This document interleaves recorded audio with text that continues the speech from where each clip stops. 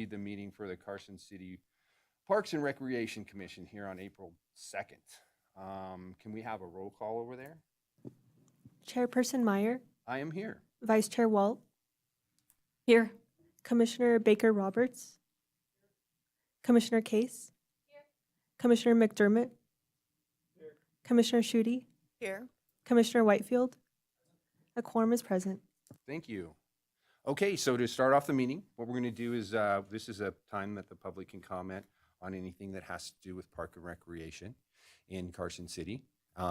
Those comments are limited to 3 minutes. After that, we'll get into the agenda. So do we have anybody out there in the audience that would like to talk to us on behalf of Parks and Recreation here in Carson City? Oh, come on. Okay, I'm sorry. I'll tell you how to do it. You got it. One at a time, you'll come up here and you'll sit down and you'll put your name on the sheet there and let us know your name and tell us what's going on. So anybody can come up. Thank you. Welcome.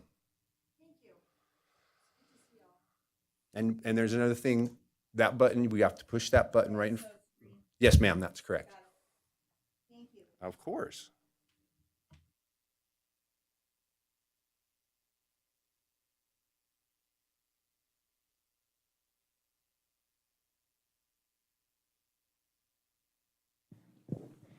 Hi, I'm Marlene Wright. I'm coming to talk to you about Ronald D. Wilson Park. Trying to find a balance for the whole community. I found out of 32 parks, there are 19 off-leash parks, 10 of which are dog parks, 9 of which are open spaces. There's 18 parks that are on leash, and there's 17 playgrounds. While making a call to the Park and Recreation to inquire about a time frame to repair the playground area, I was informed that was uncertain. I was also informed that I could drive my grandkids to another park. I feel this statement also applies to dog parents. My opinion is we don't need another off-leash dog park. We need to fix up what we have. Installing a gate versus cattle guards. Cattle guards only solve one problem with the horses, okay? The gate would solve 4 issues. It will solve the problem with the horses coming in, people parking there and sleeping overnight, people coming in partying late at night, and the honey wagon coming late at night, waking up the neighbors. Also, a one-time fix for the raised site, walkways instead of repeated repairing is most cost-effective would be to get an arborist to come, cut the tree roots, put a half-circle guard down so the tree roots start growing straight down, and that would solve the issue of the roots coming under the sidewalk and raising them. There's like 5 areas, which is a code Title 24 violation. Thank you. Thank you also. Is there anybody else out there that would like to talk?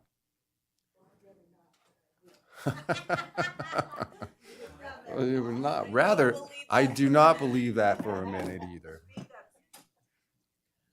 Oh, he left. Welcome, Denny. Thank you very much. Thank you for your patience and the time allowed. Denny French, Carson City resident. I have here before you all what I found to be an interesting situation over at Long Ranch Park. And it was on the hillsides or the ravine area going down to the creek, I imagine, for erosion issues. It was in a pattern like this, and I have pictures of an individual that had a foot in it that could have been a trip hazard. So I cut it at both ends, but this is what I ended up with. And what it looks like is a great Easter egg hunt. You had a nice, beautiful blue and a really charming green, and then you had this and the black mat underneath it. But the mat underneath looks like somebody did darning, or they needle pointed it in or such. It's just gorgeous, but it's popping up through the natural grasses that are growing in that area. And this is similar to what you'll find in the base type things for artificial turf, which is something I'm desperately concerned about and very frustrated. Just recently, the EPA, and I hate using acronyms, but I'm trying to save time, the CPSC has withdrawn their previous safety endorsements of crumb rubber surfaces. And they have the federal government now is going to a three-prong type study deal through 3 different programs to look into it, the environmental, the health, and some other standards, foods and drug type thing also. I'm sorry, I don't want to try to do too much on that. I hope people will follow up on that themselves. I've done so much. I am concerned about the Ronald Williams Park situation where they took down the trees and, oh, I just saw the most touching deal on a hummingbird, but the main thing is they did it without any consideration to the environment. And that's really unfathomable, if you could say. But that, and then there's a deal in here that I'm concerned about is AC or C, 5C. It relates to the plan to give park area to the school. Now, I wouldn't mind that if that park area was going to be completely used for playground, but it's not. It's going to be used for classrooms, which may be necessary, and it will also be used for a shed. Now, I don't want to give up our parks for that. I didn't want to give up Mills Park for a shed, for a workshop, for any of that. It's just too precious, and I certainly don't want a road or a street on it, or whatever you're going to name it. Thank you very much. Thank you, Denny.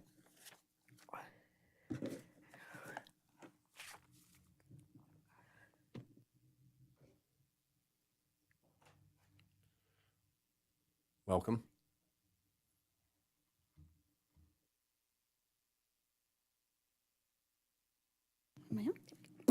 Good evening. My name is Sherry Lloyd. I'm a Carson City resident, and my remarks tonight pertain to the proposed revision of the Ron D. Wilson Park. I have lived on the corner of Mark Way and James Drive for 31 years, and I'm located directly across the street from the park and pretty much have seen it all every day of things that occur in the park, and I'm not clear on why and how it was determined the park is underutilized. Before the park was established, I was there when public workshops were held on the input and the design of the park, and even have the original plans that were proposed. Needless to say, we were excited to have a park in the area for all people to use. Once the park opened, it was slow going at first for people to discover it. It took about a year for things to pick up, and then it did pick up quickly and was not underutilized.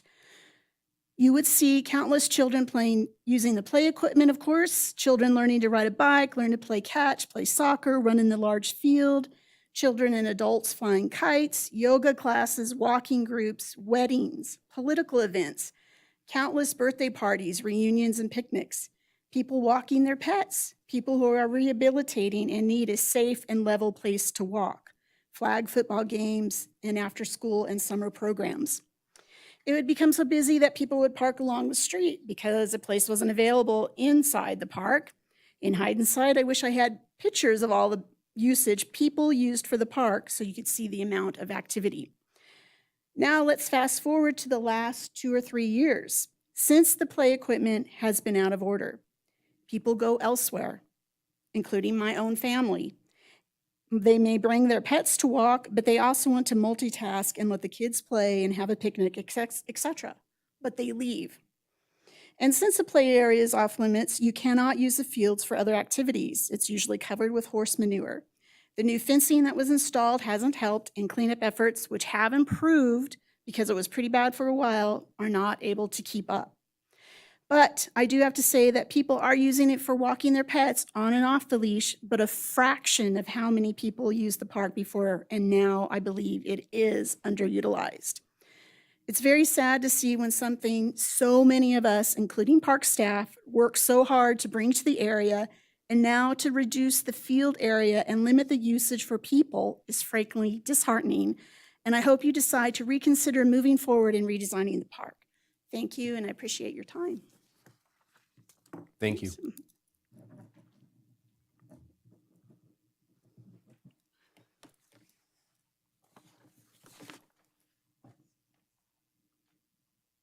I had to grab my glasses so I can see. Mr. Myers, it's nice to meet you. I spoke to you on the phone. My name is Margaret Swift. I live at Cottonwood. And I just have a little bit of something to add. I don't want to sound like I'm repeating what everybody else is saying, but it seems that the real issue is to stop the horses from coming to the park. If some have complained about them being in the park and dropping their gifts, I believe it's no worse than dogs leaving their droppings behind. You think that stopping the horses from coming to the park is your answer to those that complain about them. You only move them from an open area to the neighbors' yards. Let them have that complain, put up a fence in their own yard. The horses are there, and they are very therapeutic to many citizens, many of the people that are in my park where I live. Just to see them calms them down. They don't bark or chase after humans like dogs do much of the time. Uncontrolled dogs create a danger to many. Horses, on the other hand, just turn and walk away. Repair the playground area, restore the natural habitat that was once the beauty of the park, respect Ronald D. Wilson by leaving the park as it is, as it was intended, a natural family park. Thank you very much. Thank you very much. Am I supposed to put my name here? Yes, ma'am. Sorry.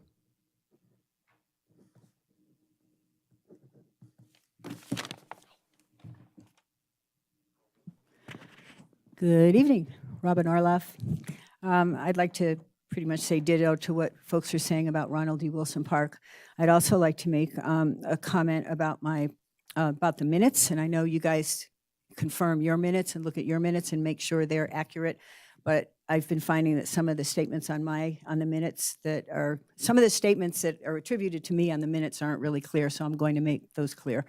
At the last meeting, I said that I thought that I said something about placing a dog park at John D. Winters Centennial Park, but it was in context of let's do that instead of Ronald D. Wilson. And I'd like to speak to Ronald D. Wilson Park again, but my comment was let's use the money that we're using to rebrand Ronald D. Wilson Park and put the park somewhere else. I also said that I thought implementing the dog park would change the character of the park, which was definitely exactly what I meant. And I want to refer back to, or ask you all, Ronald D. Wilson Park was developed, I'm not sure of the exact date. It was donated in honor of Mr. Wilson, and it was donated to be a hybrid park. It was developed by one of our architect, what do you call it? Anyway, one of the park architects to be a hybrid park. It was supposed to be natural and grass area, and it was supposed to have natural flora and fauna all around the edges of it, and then grass mix in one side that was supposed to be wild grass, and the other side apparently was supposed to be regular grass. And there was an article in the Reno paper when the park was developed, and Mrs. Ronald D. Wilson asked that it be donated in honor of her husband. So I'm wondering if we go back to why parks were built, how they were built, what their vision statement was, and think about that before we decide to rebrand them, change them, pull vegetation out, change the character of the park, and especially when it's in donation, or not in donation, but in memory. It was in memory of Mr. Wilson. And I've noticed that the natural vegetation has been torn out around the edge. The willows and the regular, the sagebrush ecosystem along the edge has already been torn out. And I guess I'm trying to say that I would like to not see it turned into a dog park. I don't think that was the original intent. And a lot of money is going to be spent to change it that maybe could be used to put a dog park somewhere else. And let's see, I'm not quite organized today. I think that's basically it. Thank you. Thanks for your patience. Thank you, Robin.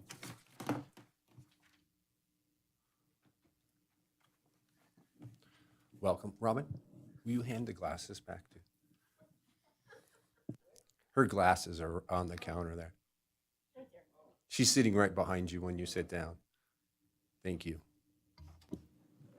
Michael Plansky, I would just like to comment by expressing my enthusiasm for the new ambassador program that Carson City has started. I signed up for it.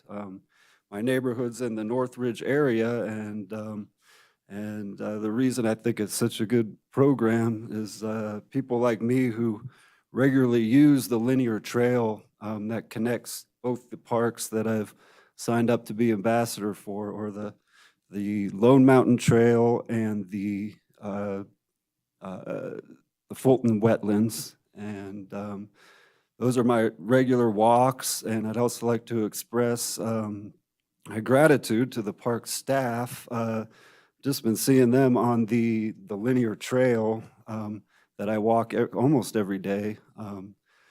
Clearing the leaves, trimming the grass, pruning the trees. So I just want to say that because that's what we need. We need both great staff with the maintenance workers and involved with this new program. I think it'll complement each other very well. Thank you.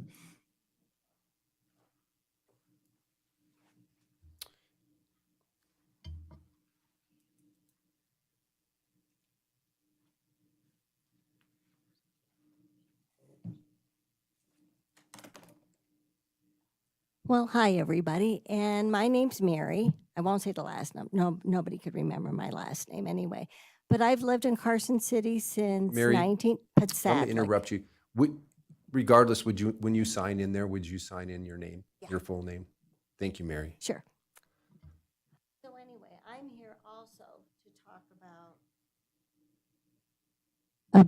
about the Ronald D. Wilson Park. And that park is a hidden gem. Well, it was until February, the first week of February, when they did that dog survey. I went on to make a comment about it. It was granted it was the last day, but I didn't find the flyer in the park until I took a walk in the morning and found it in the dirt. And I thought, oh, I'm going to make a comment. So the next day I got up early, tried to get online. This was Friday, the deadline day. And at 9 o'clock in the morning, the site was already down. So I kind of thought that wasn't very nice. But anyhow, that park is a special park. You have people of all ages using those sidewalks. And as Marlene pointed out, there's a couple of raised areas. And until they're fixed, if you could just highlight them with some fluorescent orange so people will know that it's a trip hazard. But I mean, it's the flora, the bushes, everything was gorgeous. We had hummingbirds, you had bees, now we have nothing. In the southwest corner, there was a hidden natural habitat for hummingbirds, quail, and rabbits would go underneath, and all other kind of little birds and stuff. And it was totally just hacked, the willows, the bushes, some smaller trees, totally hacked down. So that habitat is gone, and that happened in February. I saw the crews out there with heavy equipment, ripping out the sagebrush, and also some, inadvertently, I'm sure, of the irrigation drainage and stuff that will have to be replaced. And it's just, what they did was just horrible. And I think that you should just keep it a park, because on-leash dogs are very welcome there. It's not like we don't want any dogs at all. When you walk the park as often as I do, you get to know the dog's name before you get to learn the owner's name. But anyway, it's a nice park, so please don't screw with it. Thank you. Thank you for your comments.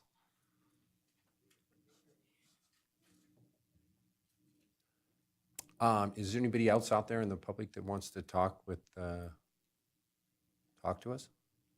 Okay, I don't see anybody out there, so we're going to move on with the agenda. The next thing on my agenda here is the approval of minutes. So everybody up here, have we read through the minutes? I know there's a couple of people that weren't here last time, so people that were, have we read through the minutes? How do we feel about the minutes? Do I have a motion to approve those minutes? I move to approve the minutes from February 6th, but with the correction that Ms. Orloff spoke to in her public comment. Second. All those in favor? Aye. Aye. All right, so moved. So next we're going to move into the agenda. What we want to do is we want to move the agenda around a little bit. We had, well, actually, let me see here. Actually, we're going to have, we're going to go to A, but then we're going to go, we're going to skip B and go to C. We're going to bring B all the way down to the end of the agenda today, and that is mostly for the people up here. You guys are welcome to stay and learn about the open meeting law. But we're going to move through this so we can get everybody that wants to speak on C and D home, if that's where they want to go. So with that, I'm gonna move to Jennifer to introduce Diane and Jacob. Go ahead, Jennifer. Thank you, Mr. Chair. Jennifer Budge, Parks and Recreation Director. I just wanted to welcome Jake McDermott and Diane Baker-Roberts to the board. They are really wonderful, great advocates for the community, and a welcome addition to the Park Commission. So I thought maybe if you wouldn't mind taking just a moment to tell everybody about yourselves and your interest and what brought you here, just real briefly, so they can kind of get to know you. All right, my name is Jacob McDermott. I moved to Carson City about 4 years ago with my wife and mother-in-law, and we live right down the street from Sonoma Park, and we have 2 crazy dogs, so it was perfect. And we really started to connect with the community there, just daily encounters with random people. And anyway, playing disc golf at the Carson Ridge. We're avid disc golfers, and that place is incredibly special. I've played hundreds of courses, and that one just really sticks out. And I wanted to get involved and make sure that everyone knew what a treasure it was and try to make things happen. So currently, I'm working on hosting a tournament on Cinco de Mayo at the park that's going to benefit the Movers and Doers program, the adaptive recreation, and all proceeds, it's all going straight to the Movers and Doers. So far, we're right around 50 people signed up. So I feel like this is a good introduction to what goes on in the city, and I'm just excited to be part of it and be an advocate for all the residents to come to discuss your feelings and concerns, because I live here and your concerns might be something I'm overseeing as a resident, but also a commissioner. So any voice I can bring, I'm happy to do so. Well, welcome. We're also on TV, so is there a way that people out there that might have heard about the tournament, how can they get information on that tournament if they want to play in it or even come watch it? Oh yeah, there are flyers going around on the disc golf course. Carson City Parks, they shared it on Facebook, so you can find it on their Facebook page. There's a QR code. The website is discgolfscene.com /CC Spring Fling, and that'll bring you right to our registration. You'll be able to read about what we're trying to do, all the things that are going to happen with the round. It's going to be one round that uses every hole at the course, so it'll really shine. And we're trying to set it up in a friendly way for beginners. So if anybody out there is curious about playing disc golf, might want to be competitive but aren't sure about how it works, this is a perfect event to come try it. We're going to have tons of people on hand to answer questions, get you involved, everything. So discgolfscene.com /CC Spring Fling. And yeah, hope to see you out there Cinco de Mayo. We'll have a food truck, and it's going to be a blast. All right, well, thank you, Jacob. Thank you. All right, so I'll move to the other end down here with Diane. Hi, welcome, Diane.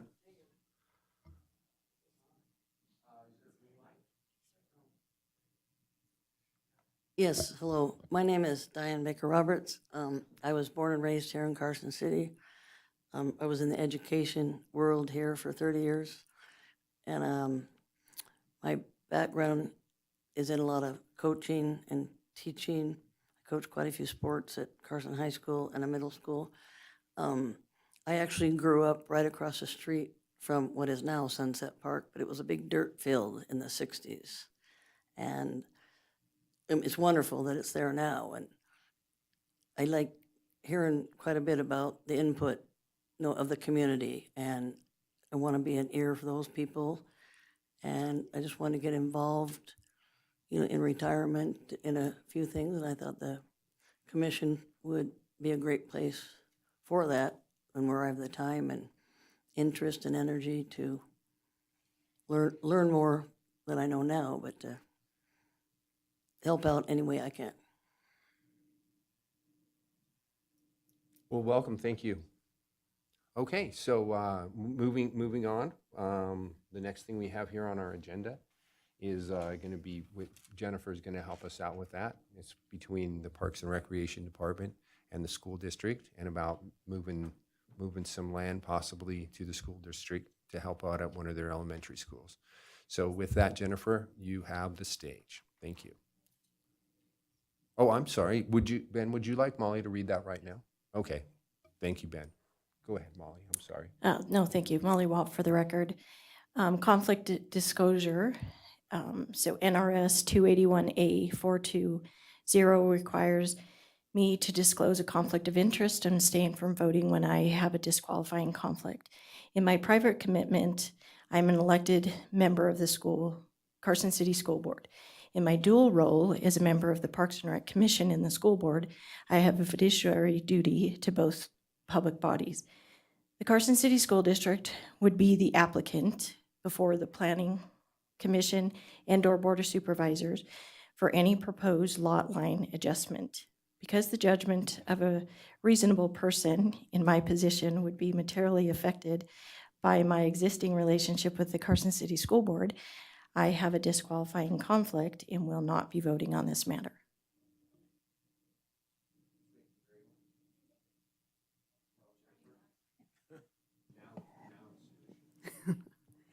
Thank you, Mr. Chair. Jennifer Budge, Parks and Recreation Director. I did have gum surgery last week, so I still have stitches. So if I'm mumbling or drooling, just ignore me. Anyway, we're here today. We're really great partners with the Carson City School District, and we so appreciate our relationship with them. They help support so many Parks and Rec programs, and we try wherever possible to help support them as well. We've been meeting the last few months based on a request through the school district to provide a better space for Empire Elementary School to be able to recreate on a regular basis.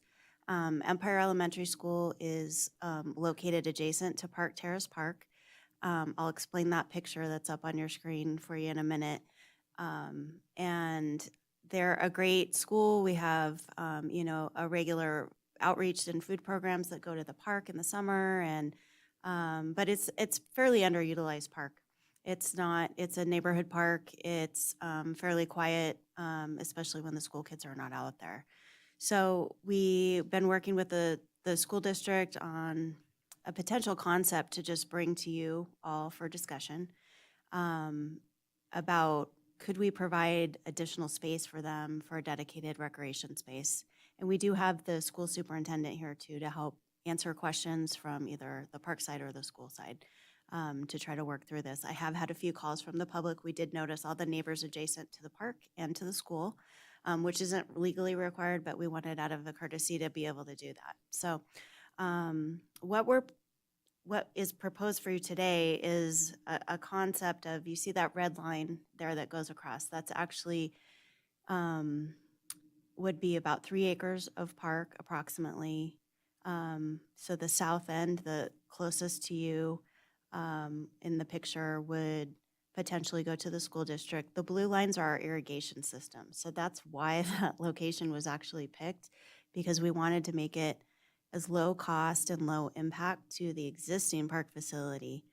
Any improvements that are required would be borne by the school district. They would pay for any fencing, any irrigation modifications, or things of that nature.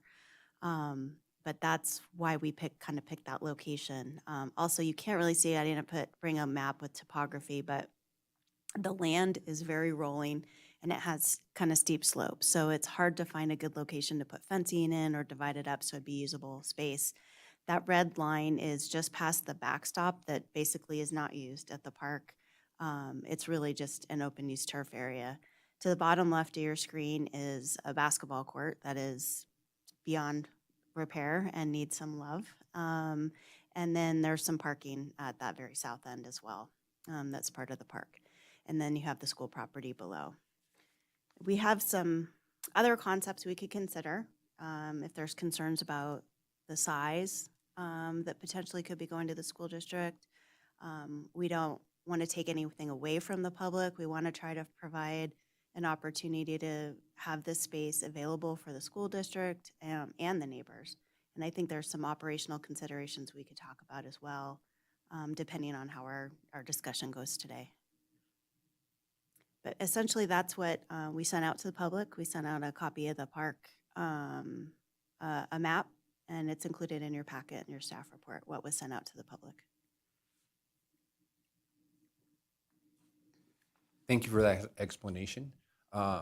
Would you guys like to talk to Jennifer now about any questions you have, or would you like to hear from Mr. Fueling first? So we'll have Mr. Fueling come up and chat with us about his needs and what his conception of the whole thing is, and then we'll go into questions for them. Sound good? All right. Mr. Fueling, would you like to come up? Welcome. Thank you. Thank you very much for having me and considering this today. My name is AJ Fueling. I'm superintendent for Carson City School District. And just appreciation for Jen and her people helping kind of facilitate on their side and grow this conversation for consideration. We do have a long history of a great relationship with the city and city offices, and I've been in Carson about 10 years now. That has been my experience. I've worked for the school district the entire time. And truly, I think Empire Elementary, this subdivision, is really a good example of that. So you go back, I think Empire was built in 1988. And what was becoming more common at that time and what the city did is effectively put a school right next to the park. And it's kind of this, ultimately this shared space that can be used, which is a pretty efficient use of the resource of that time. And so Empire itself is, if you look at the acreage of that space, it's actually the smallest by acreage lot that we have for any of our schools. It's like 6.5 acres or something like that. The school itself and that's of any elementary school, I should say, it's the smallest lot. The footprint of the building itself is actually the largest of any of our elementary schools. So you have the smallest lot with the largest school, and so it takes up some space. So there's a little less space on the playground area otherwise for kids to play. And so it makes sense then, the way this was set up, the idea was that kids could go and play out in the park. And right, it's 1988. Everyone's really happy and eating apple pie, and there's no worries in the world. And so then things start to change. So in 1999, you start having some school violence incidents that begin. You have Columbine, you have Sandy Hook years later, you have Uvalde more recently. And so the idea of school safety has become a paramount concern. The district has spent millions of dollars in the last 10 years upgrading all sorts of security features at all of the schools and trying to make more significant barriers, I guess, which is a really awkward place because it's school is a place we want people to feel welcome and comfortable, and at the same time, we're worried about safety for our kids. And so for our schools, the idea of having play space that is a secure place for them to be is of paramount importance. And so this Empire is a little bit of a remnant of a nicer time, I think, a less concerning time, where the expectation was that kids, especially the older kids, 4th, 5th grade, maybe 3rd grade, that they would go and use the park, and they still are at this time. But there is concern that ultimately that is not a secure space because it is open to the public, and that's not something we have at any of our other elementary schools. They are completely fenced in. And so when this idea came up, another feature with Empire Elementary in that space that is completely fenced in, there's not much for green space on their playground, on the actual lot. And again, this made up for that over time.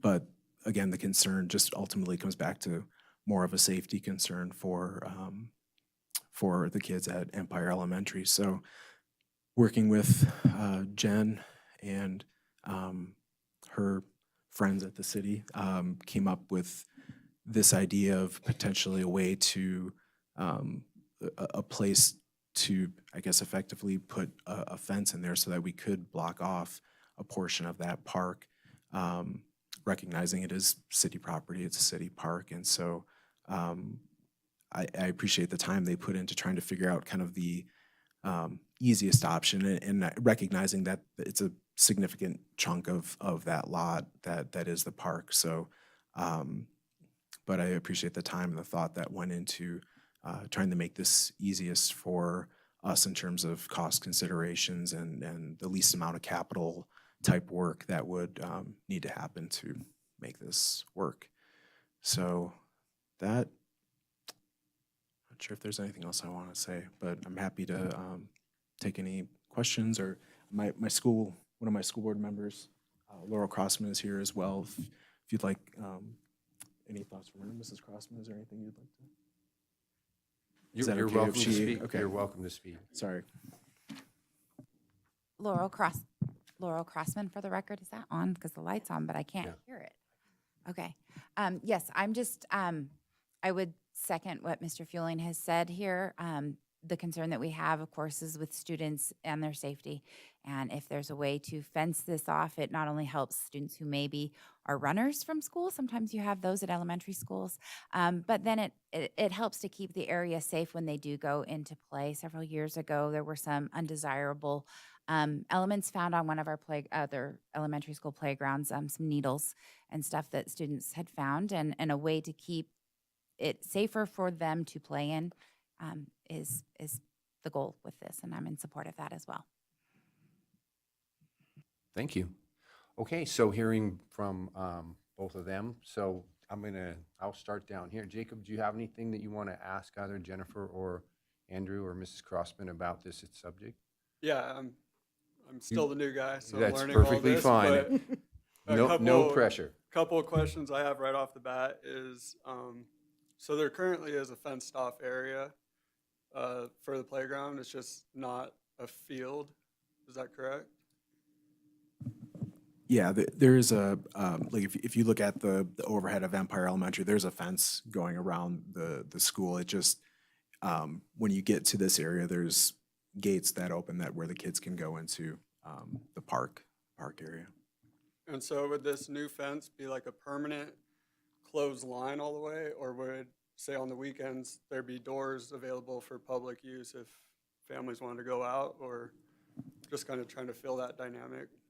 So I think that's up for discussion, but I think it also changes a little bit of the setup, and we can certainly work through any of that. But if it's truly just a solid fence, then it becomes easier on the portion closer to Empire that we can effectively leave that open because the whole thing is otherwise fenced in. If there was, like say a gate in there to allow for some access, then that may change what that looks like closer to the school, but I think that that's open for discussion. Cool. And the last thing would be just what we currently spend on maintenance, water, and how that transition would break up. Jennifer Budge, Parks and Rec Director. I don't have the cost breakdown for this particular park, but any utility costs or maintenance costs for the area on the side of the school district would become their responsibility. So the city is the water purveyor, so we don't pay our water bill because we would just be paying ourselves basically. But all other utilities like the power for the irrigation system and the maintenance for the fencing or to mow the lawn, that would all be cost savings to the city and be borne by the school district. Awesome. That's all I got. Thank you, Mr. Chair, and thank you for your presentation tonight. It's good to hear from you. My question comes from the public comment we heard earlier, and my reading of this agenda item, the transfer of these 3 acres is for recreational purposes for the kids alone. Physical activity, getting them outside, rolling down those rolling hills that we've got there. That's what I'm envisioning. Is that the long-term plan, or do you have thoughts on paving over the grass and putting up buildings? Thank you for the question. AJ Feeling for the record. There's no intent to, pave it or make it a parking lot or anything like that. There's really no demand for that as far as the school is concerned. I think it really is about that green space, the basketball court that is there, and as Jen had mentioned, it needs some work. But certainly that's something else that our kids would use. It really is just recreation space for the kids. Fantastic. I'm going to hold you to it. I want to see those kids outside playing all day. Let's go to school. Discovery learning. Lisa, you have I do. I have just a couple comments, and again, thank you for the conversation today. Both a concern, an observation, and a plus as well. So it's the whole mixture. It is a neighborhood park, and we've been hearing a lot about neighborhood parks and the importance of neighborhood parks and the opportunities for families to come together and play at playgrounds or, and run around and have picnics. In this case, it's a little different because it's also a neighborhood school. And so moving or changing the lot line is still keeping it available to the neighborhood kids, but there is a different usage. And I went out on Sunday and on my bike and was caught in the snow and wasn't dressed properly, so I raced home. And so today I went out and I was out for quite a while, and I was riding my bikes on the undulations and talking to folks. There were quite a few folks. There were lots of little kiddos, and there were parents sitting on the benches. There was a picnic blanket out there. There was a gal walking 2 little dogs on leash. There were 2 little boys with their bikes riding on the grass, so that was fun. So I'm struggling a little bit with the amount of space because at 5.6 acres, if we move the lot line 3 acres over, we're losing a considerable amount of space. When I was over there looking, this area, it's a nice big area, so I was envisioning lots of room for kickball and PE classes, that kind of thing. I am completely comfortable with giving some of the land. I'm struggling a little bit with 3 acres. And I am open to listening to other questions and concerns and discussing. That sounds great. Thank you. And we're not done.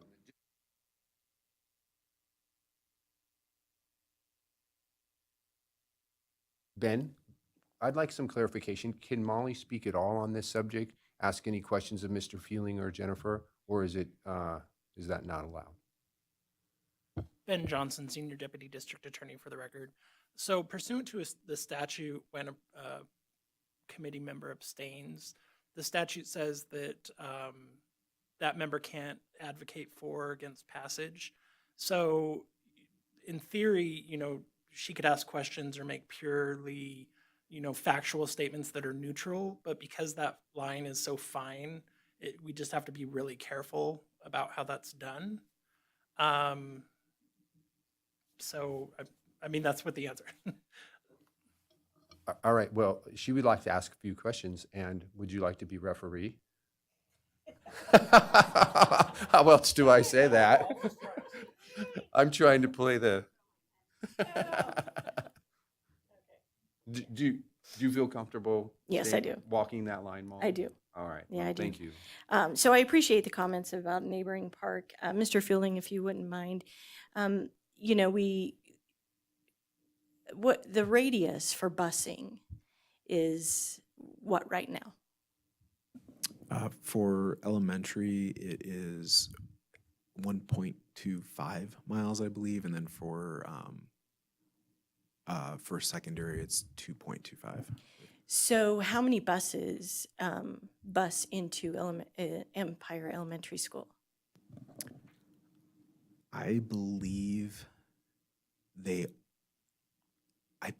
only have, it's one or two. There's not many because it is a neighborhood school. Like Right. ultimately, all those kids are coming from relatively close. I think on the north end of their zone that may exceed that, and that's where some of their kids are coming from. There's also special education bus potentially that Okay. is. So yeah, no, I just was referring to, the busing, because I do believe Empire Elementary School is one of the, is the most neighboring elementary school in our school district, is it not?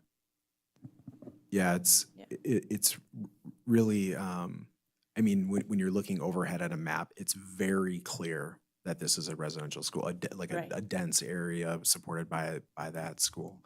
The closest is maybe Mark Twain or Seeliger, but even there's some differences. I think this is probably the most true neighborhood school of any of the areas of Carson. Yeah, so neighborhood park, neighborhood school, playground. Thank you.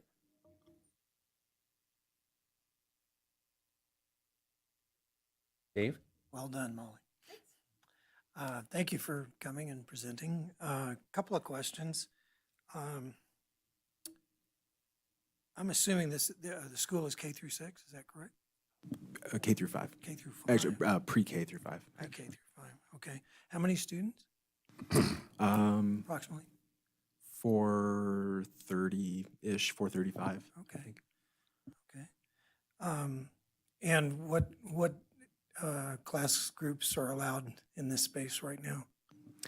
So my understanding is grades 3 through 5 are allowed during recess to go out there. I think for PE classes, when the weather is appropriate, they'll take them out there as well. Pre-K through 2, you can't trust them. So Run off. That's right. Inmates, okay. Yeah. How much is it, could you have an estimate of the amount of space that's presently used? And how would that compare to what we're asking for? Yeah. So what I have seen generally when kids are out there, usually in the southeastern portion, generally running around. I don't know how much there is so as you get closer to that red line, there is a backstop there that it's in a bit of disrepair at this point. So the field isn't well defined, so I don't know how much that gets used, but I think otherwise just the space in that southeastern portion, that's a larger flat area. So I think kids are running around Mostly more with soccer then. balls. Yeah, that's at the primary spot. They don't generally go. They don't allow them to go up by that playground, way on the north end. Okay, so pretty much the space that's outlined now in this proposal is kind of what's used mostly, okay. Have there been any incidents in your tenure here in this location? So nothing that has come to our attention in terms of, say, needing law enforcement to get involved. We do know that there on occasion will be a homeless population that are, that will be around, and just some concerns that come with that. My understanding is that over the years, there's been some drug paraphernalia found in the area. So I'm not aware. I was the finance guy before superintendent, so I wasn't always aware of all these situations. So I don't believe there was any incident necessarily that took place, but just general concerns of what may be happening in that area. It's a changed world, yeah. Okay. Fencing proposal is for what, chain link? What kind of height, and is it completely down the sides and around the whole thing up to the existing fencing? Is that the? So there is existing chain link fencing all along the exterior, along those property lines, going really all the way through, It's already there. the park. So it's really just making that connection going across the middle. And so likely chain link, it would be the type of fence. Okay. We talked a little bit about the irrigation, and I guess the city pays for the water, but will the school district be responsible for the water? So does the system have to be split? Yeah, and does the power have to be, they have to have new power for it, Jen? Mr. Chair, Jennifer Budge, Parks and Recreation Director. We will have to make some modifications to the irrigation system. As far as the power, we're not sure exactly where the power source is, if we'll be able to tap into that for dual use and split that, or if they would likely get, a new service. Okay, so to provide details to that. be determined. Yeah, basically. but they would have to have a new backflow, a new point of connection, new controller to manage their system, so we don't have to coordinate on a daily basis for anything like that. Do we have any data on what the current usage is by the public? We don't have any counters at this park. Oh, Yeah. okay, so we really don't know. And is it dogs at all? This seems to be a topic, so. I've seen dogs on leash there. Yes. Absolutely. Okay. I wouldn't say they're the primary user. I think the playground at the north end is the highlight. The school district does have a playground on their property. But it's really just the open turf area that people, I think, use and enjoy. Yeah, I was just And trying there's to. 2 pedestrian access points from the neighborhood on like the northeast and the northwest sides. Okay. I know there's a lot of passion on both sides of the dog issue. I just wanted to make sure we weren't opening another Dogs can on of- leash are allowed at this park. Okay, thank you. I think that covers it. Thank you. Thank you, Dave. Diane, do you have any questions for Mr. Fueling or Jennifer? Yes, I'm a little unsure of where, right now, is the part you use secured to the school, and then the older kids that go out there, they go through a gate, Correct. and then is that gate locked when the school day is over? When the school day is over, that's all locked up. I see, I agree totally with the safety of the park, and I think it can be done. I really like Jacob's idea, and I think it would work out, because for years we've had the school, the city using the schools and vice versa. And if that could be opened up and still, how do you secure your school area from the people using the park on the weekends? Mainly vandalism, we wouldn't want that to happen, but. Right, I would, in a situation like that, the kind of my reference point is Carson Middle School, because our offices are right there, but even like Fremont and Mark Twain elementary schools, I think Bordewick to some extent, after school, the gates are open, and so like AYSO Soccer and other organizations will use some of those spaces.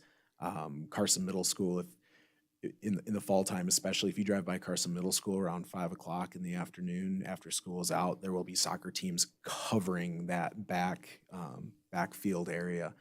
But then later in the day, once those things are done, if it's a school day, they end up locking them up. I'm actually not positive on the weekends if they do that. I think it's just left open. But yeah, I mean, there's clearly ways to make that work where there's still some access for the community, or at least for community organizations, but otherwise to lock it up to keep safety during the school day. Thank you. That's the only concern I had. Thank you, Chairman. I'm just looking at the drawing now, and is the backstop, is that area in front of where it says ISO 1 through 4? Yeah, That's it's the right backstop. here, if you can see on the screen. So that area coming down the picture is potentially a ball field, is that correct? If the backstop was in operation? It's a pretty significant area. I mean, it's 3 whole acres, so, a ball field is significantly less than that space. Okay.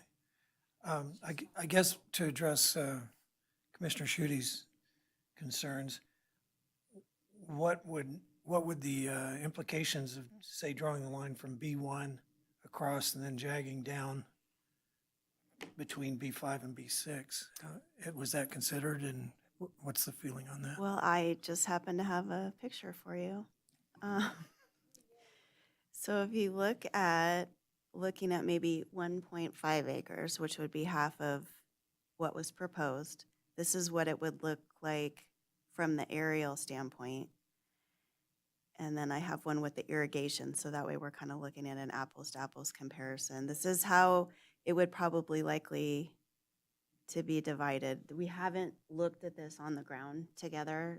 I just kind of threw this together with Nick Wentworth yesterday. But this would be more costly for irrigation modifications, even though it's less acreage, because it impacts this line here, and this line here, and this line here.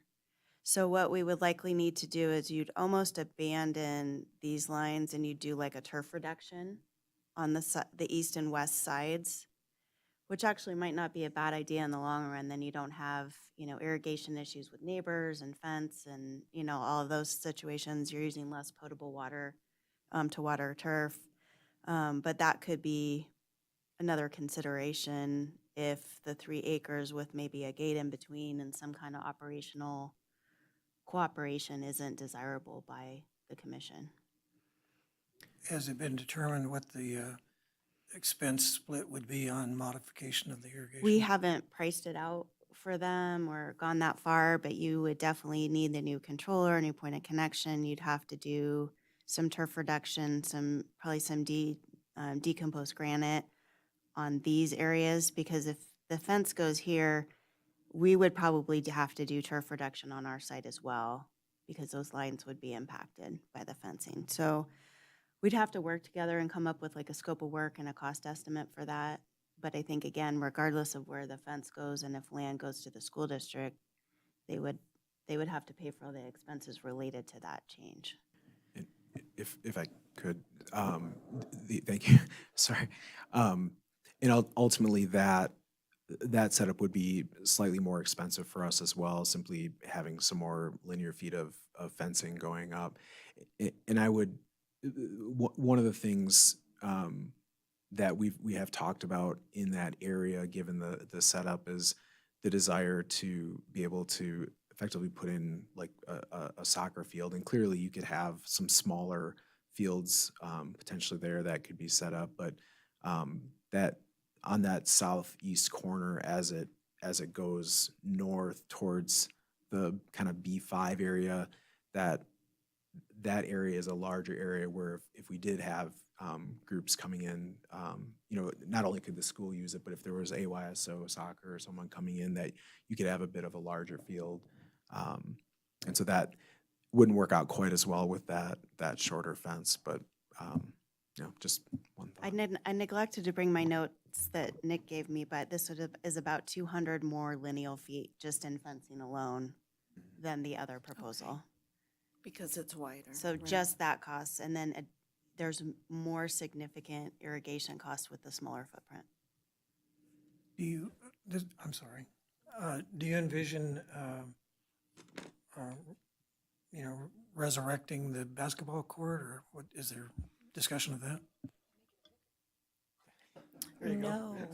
Got my vote. We were talking about putting in a wood flooring, exterior wood flooring court. I'm just kidding, sorry. No, we absolutely would want to redo that so that kids have that option. And not to say it would purely be basketball, maybe, I'm not sure about pickleball, but yeah, right, tetherball, you might have some other foursquare. Oh, is that right? I did.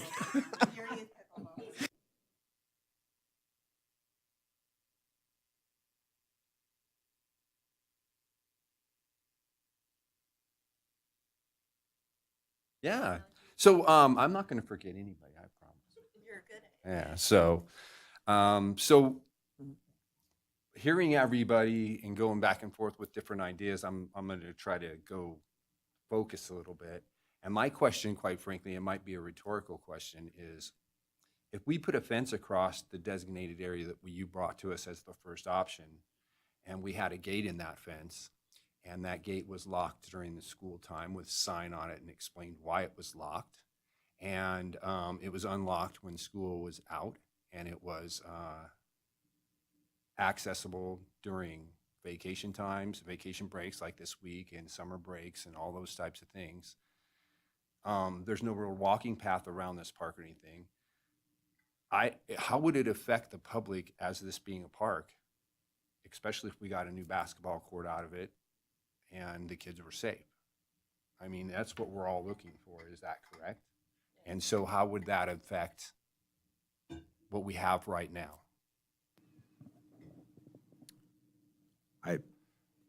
We might have to buy a couple extra chains for locks to daisy chain. So between the city and logistically, you as the superintendent of the school would be telling us, yes, we could be able to lock that gate when the people were not, undesirables were not supposed to be in, or the runners weren't supposed to be out.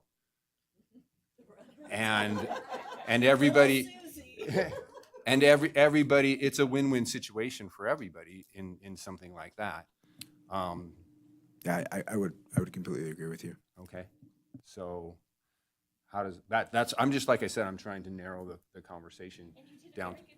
Why, thank you very much. So, especially with the new because that was a great idea. I mean, I was gonna ask about the basketball court too, because that's the kind of stuff that kids could come into the park and if they could use that. And, if we put lines down, we could have bring your own net pickleball court. I've seen that. That's a real thing. So, anyway, so I skipped over a couple people. Jennifer wanted to speak on what I just said too, so go ahead, Jennifer. No, thank you, Mr. Chair. Jennifer Budge, Parks and Rec Director. A question for the school district. Is it onerous on the school district to manage that gate and unlocking it and locking it? Is that something that you guys could be responsible for? Just because we only have maintenance staff here, certain times we don't really have the ability like you do to Yeah, have. we're right there. You're fine to do that. So and yeah, that's no, not an we issue. manage that at other schools. I don't see at all why that would be a concern. And I also think that's why I said, and maybe I didn't say it loud enough, is definitely a sign that explains to the public why we're doing this and what's going on at that focal point, wherever we decide to put that gate. This is why we're doing it. This is school, school property. And during the off times, you guys are welcome to use this green area. And I understand not putting that fence across a flat area that you might use for some type of a field or something like that. If there's coaches out there bringing their kids to kick a soccer ball and stuff, and that's a good flat area, not to disturb that good flat area. So, yeah, I think a sign would be very important, along with the gate, to explain to people why there is or isn't. Now, the other question, and that would be when the public is allowed in there, there is a fence that's not going to be able to allow people to come to your school area, all right? And then the dog situation would be fine as long as somebody was there when the school wasn't in and their dogs were on the leash following our dog rules, correct? So that it wouldn't affect dogs at all. So, all right. So with that, I know that we were coming this way. Molly, did you have another comment? Walking that line. No, I think I'm going to just let it be because you narrowed it so well. Oh, I think I think you put everything into perspective. Yeah, so I'm good. All right, thank you, Molly. moving this way. Lisa, would you like to comment on it? Really quick. Are we looking at, we're talking, when your clarification was on the 3-acre? My clarification was the original, they came to us, Yeah. what staff did is they put it together and said, this would be the most Yeah, I just want to make sure we cost-effective had the and all picture that. right. And my idea was to stay with the number one, why they brought that to us to begin with, and Yeah. say, hey, what are the problems with this and how can we fix them moving forward?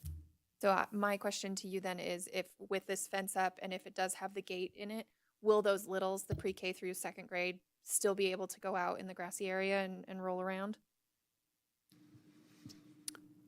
The gates, the fence would be here.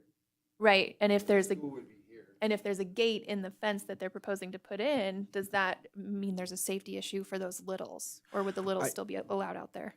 So generally the littles don't go out there. It's usually more grades 3 through 5. But if that fence is there, it actually makes it more reasonable to bring those littles out because they're contained.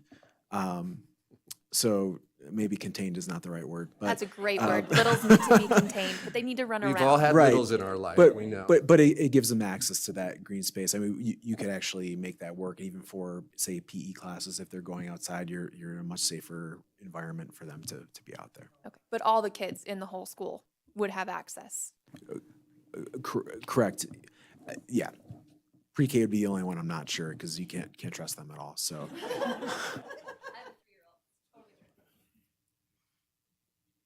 Lisa, Along just outside of the current play area at the school, I know that there's the fencing and then there's an opening where people have access to then get onto the field, that open area, as well as, so both on the east and the west side. Would those stay?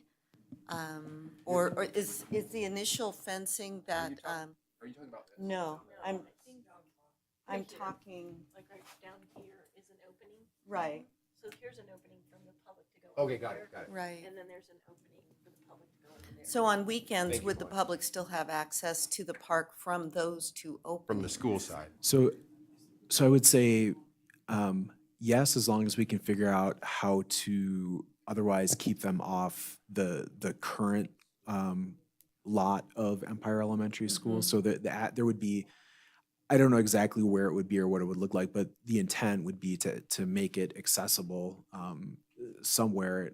It may be more along where you see those cars parked on the southwest side, because there's already some gating there that would make it easier, but potentially on the southeast side as well. But it would just for us to make sure that otherwise the current property where Empire sits would not be inaccessible. It would just be this park area.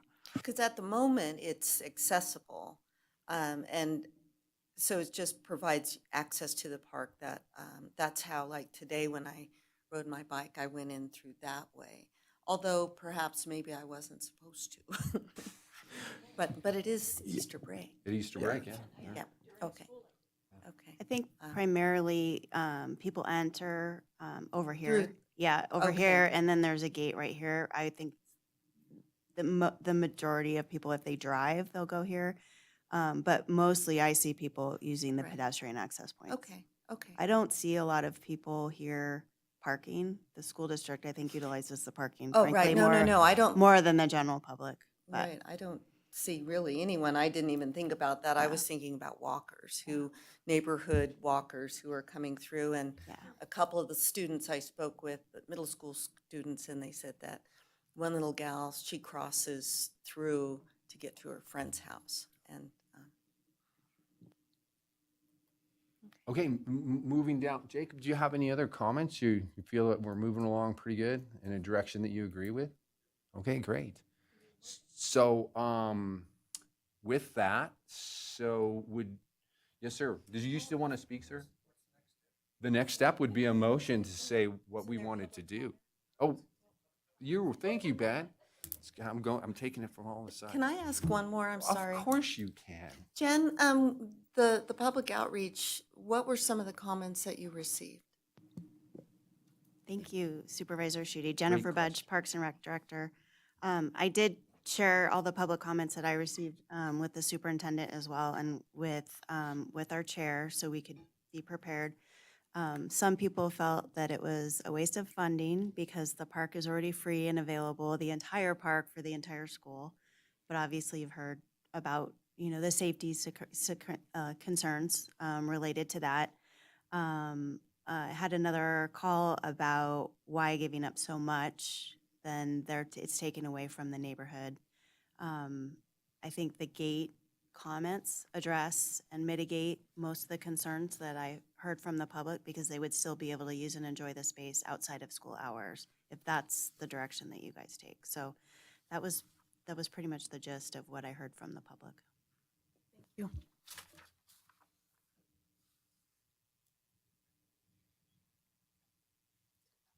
Okay, so I'm just, before I did that, I was scanning again. All right, did my scan. All right, is there anybody out there in the public that would like to comment on what we're talking about here over at Ronald D. Wilson and Empire School? Looks like he's going to come up here first, and Andrew, you can probably stay up here. He might have.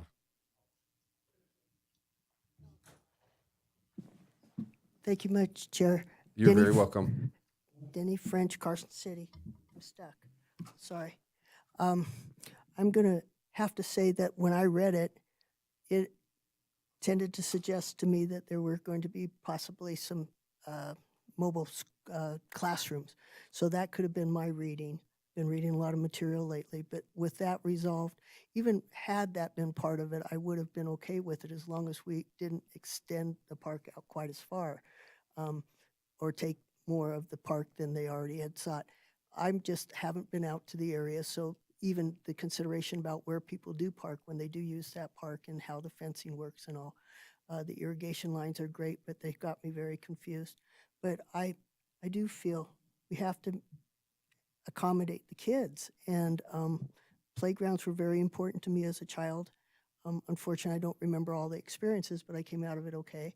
And but then the park is, so I like your solution or your suggestion of a solution of the fence being there, but that it could then be open and available to the public other times. So I wouldn't retract the idea of having it just where they had originally suggested. And having mowed many a field when I worked for the city of Carpinteria, the one thing that is a bit of a problem, that if you're allowing people in with dogs, you're going to have dog mess, no matter how conscientious most people suggest they are. And mowing through that only spread it through the playground. For areas, for my area on the parks, it was a consideration, so I had to walk most of the parks I mowed before I mowed them. So just a consideration there, but thank you for the clarification on the classroom situation and such, and I wouldn't be objectionable to classrooms if they're needed, but in this case, I'm retracting my do nots, so thank you.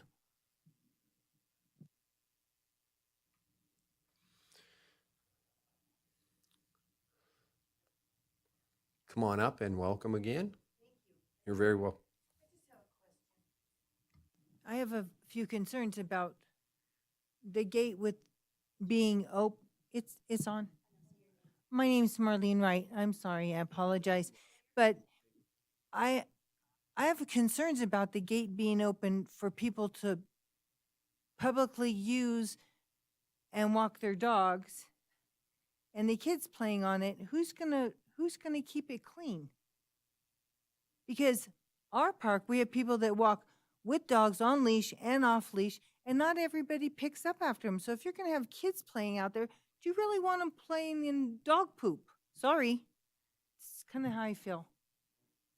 I don't understand the dynamics of locking the gate and opening it. Maybe that's the issue. Please. Well, right now, the superintendent, right now the school is being used and using that park with an agreement with the city. Correct. And that is open to dogs right now. Okay. And the only thing that would be changing is that the gate would be there so other people could not come in during the time that they're not supposed to come in. Thank you. And there are dogs allowed there now. So I guess my question would be, is there a problem with that now? So, AJ Feeling, for the record, thank you for the concern. I do appreciate that. So the example I'll use, Carson Middle School. Again, there are very large signs posted on the outside of the fence at Carson Middle School that dogs are not supposed to be, no animals are supposed to come in there. The deer do not pay attention to that, for sure. And I will say that there are residents who do bring their dogs around and walk. So I would expect that even if we had, you know, a no animal sign, that people will bring their dogs in there. Even at Carson Middle School, where I mean, I would say at least every other day I see someone walking their dog out there. We don't, there's never been brought to my attention any really significant concerns with the mess. So I think I'm sure there would be some messes, but I would hope it'd be a minimum and not be too impactful. And you know, I think we cross that bridge maybe when we get there. Yeah. I appreciate Thank you.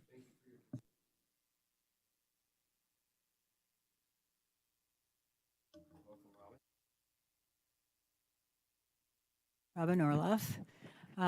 Lisa, I appreciate you asking about public comments coming from the neighbors. I know as neighbors, we're all concerned about what's going on in our properties, around our properties.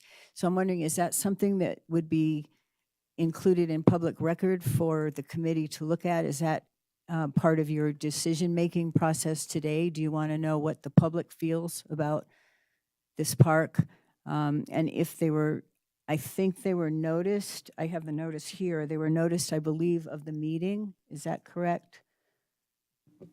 Yes, it's in the staff report. It was noticed, and a copy of the notice is included in the packet. Yeah, and does that go to a certain number of neighbors, certain feet around the park? Robin, I'll let you finish your comment, and we can't engage in a back and forth under open meeting law. So if you want to finish your comments, I'm happy to Okay, answer my them comment after. is actually asking questions, and I know we're going to talk about open meeting law, but my understanding is there can be discussion as long as it doesn't lead to mediation or action. And maybe Ben can talk about that, but if the public has questions, I believe it's up to the discretion of the chairman, maybe, to allow answering questions. Maybe we can.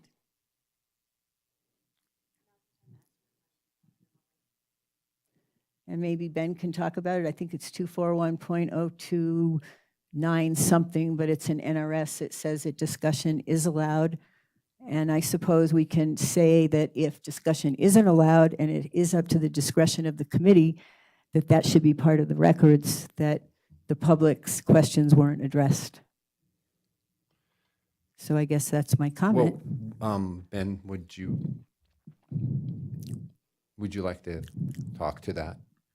Ben Johnson, Senior Deputy District Attorney for the record. At this time, I'm not going to get into a discussion about what the open meeting law allows pertaining to this particular item. We can talk about that later once we do the open meeting law presentation. Thank you.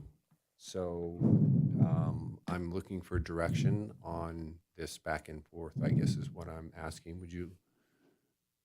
So the person making a public comment can ask questions. And then what staff usually does is that after the comment period is over, because the back and forth eats into that 3 minutes that they get. So in fairness to the person making the comment, usually what staff will do is that they'll note down comments, and then if they're able to, they'll answer it at the end of the public comment period. Thank you very much, Ben. That's a great explanation. So Robin, go ahead and ask your questions. Okay, I guess my question is if there was public comment, if that's something that the committee might be interested in looking at and making your decision, and how far the notices went to the neighbors that were around the park. And I think I asked those questions because if it were my neighborhood park, I think I'd want to make sure that I got notice and have an email address or a phone number to call in if I had a concern. That's it. And is that something that we will talk about later? Is that what we decided, that I talked to Jen about it, or? No, the way I understand that, Ben, and Ben, you can correct me, is that you have your 3 minutes and you're leaving now. And then as soon as we have public comment over with on this issue, Jennifer can address those questions. Gotcha. Okay. Am I correct in saying that, Ben? Thank you. Thank you, Ben. Thank you, Robin.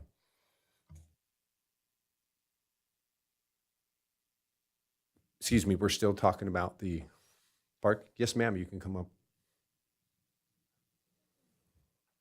Welcome. My name is Carolina Garcia. Two of my kids attend Empire Elementary School. One of them is in 4th grade, and the other one is in 2nd grade. And I'm here to support the request as a parent and thinking about our kids' safety. So, Mr. Whitefield comment if something or any incident had happened before. So that's the thing. We don't want something to happen in the future, since it is open to all the public. And also we use that part of the park when we do like field days and parents and kids are there together and teachers and everyone. So, and I'm glad having this idea to put in that fence. So maybe we haven't think about it before, but now it's true. We are at home thinking our kids are safe, and but at recess, I think it's 4th and 5th grade, the ones who go in that part of the park at recess time, and we haven't thought about it, and now it's something that concern. No, I'm worried about it, because world have changed, and you hear things happen, and we don't want that to happen in our school. So that's all I wanted to say. Thank you. Thank you. Will you put your name down there Okay. for the record? Thank you very much. And thank you for your comments. Is there anybody else out there that would like to speak to this park situation over at Empire School? Okay, seeing none, then what I'm going to do is, oh, actually, we have a latecomer here. Well, there you go. Welcome. Thank you. So it should be green? Now we're good. Okay, William McKissick, I want to make this quick just because I know there's a lot of people, a lot of time. So just looking at it from how I would feel if I was in that neighborhood, it would be really important on the south side that I had access to entering that when it was open. The other thing I would say from a designer's standpoint, where that fence does open in the middle, I wouldn't have it tight and just a little gate. I would have it two big swinging things and then lock them so that if you're on a bike and you're a kid, you're going through this big opening and it would just flow better rather than this tight thing. And that's all. Thank you. Thank you for your comments. Give me a raise of a hand so I won't move on to Jennifer. If there's anybody out there that would like to speak on this while he is signing in. Okay, great. Seeing none, I'm going to move to Jennifer. And Jennifer, I believe that you wrote down the question. It was about how we notified the neighbors of this item. Thank you. Thank you, Mr. Chair. Jennifer Budge, Parks and Recreation Director. As I mentioned at the beginning, we did notice all of the adjacent neighbors to the park and to the school. Lot line adjustment does not require by law that we notice anybody, but we did notice all of the adjacent neighbors to the park and the school. And then related to public comment, and if you'll take that consideration, I think that's for the commission to answer, not me. Thank you very much. I think that Ben's explanation of public comment was perfect. And I think that that's something that I agree with, that would eat into the back and forth would be hard to manage. And the 3 minutes with the questions and then coming back to answer those questions at the end makes perfect sense to me. And we'll just move forward that direction. So thank you, Jennifer. So with that, now I have all you guys up here. What would we like to talk about is through this and after the public comment so we can move down the agenda.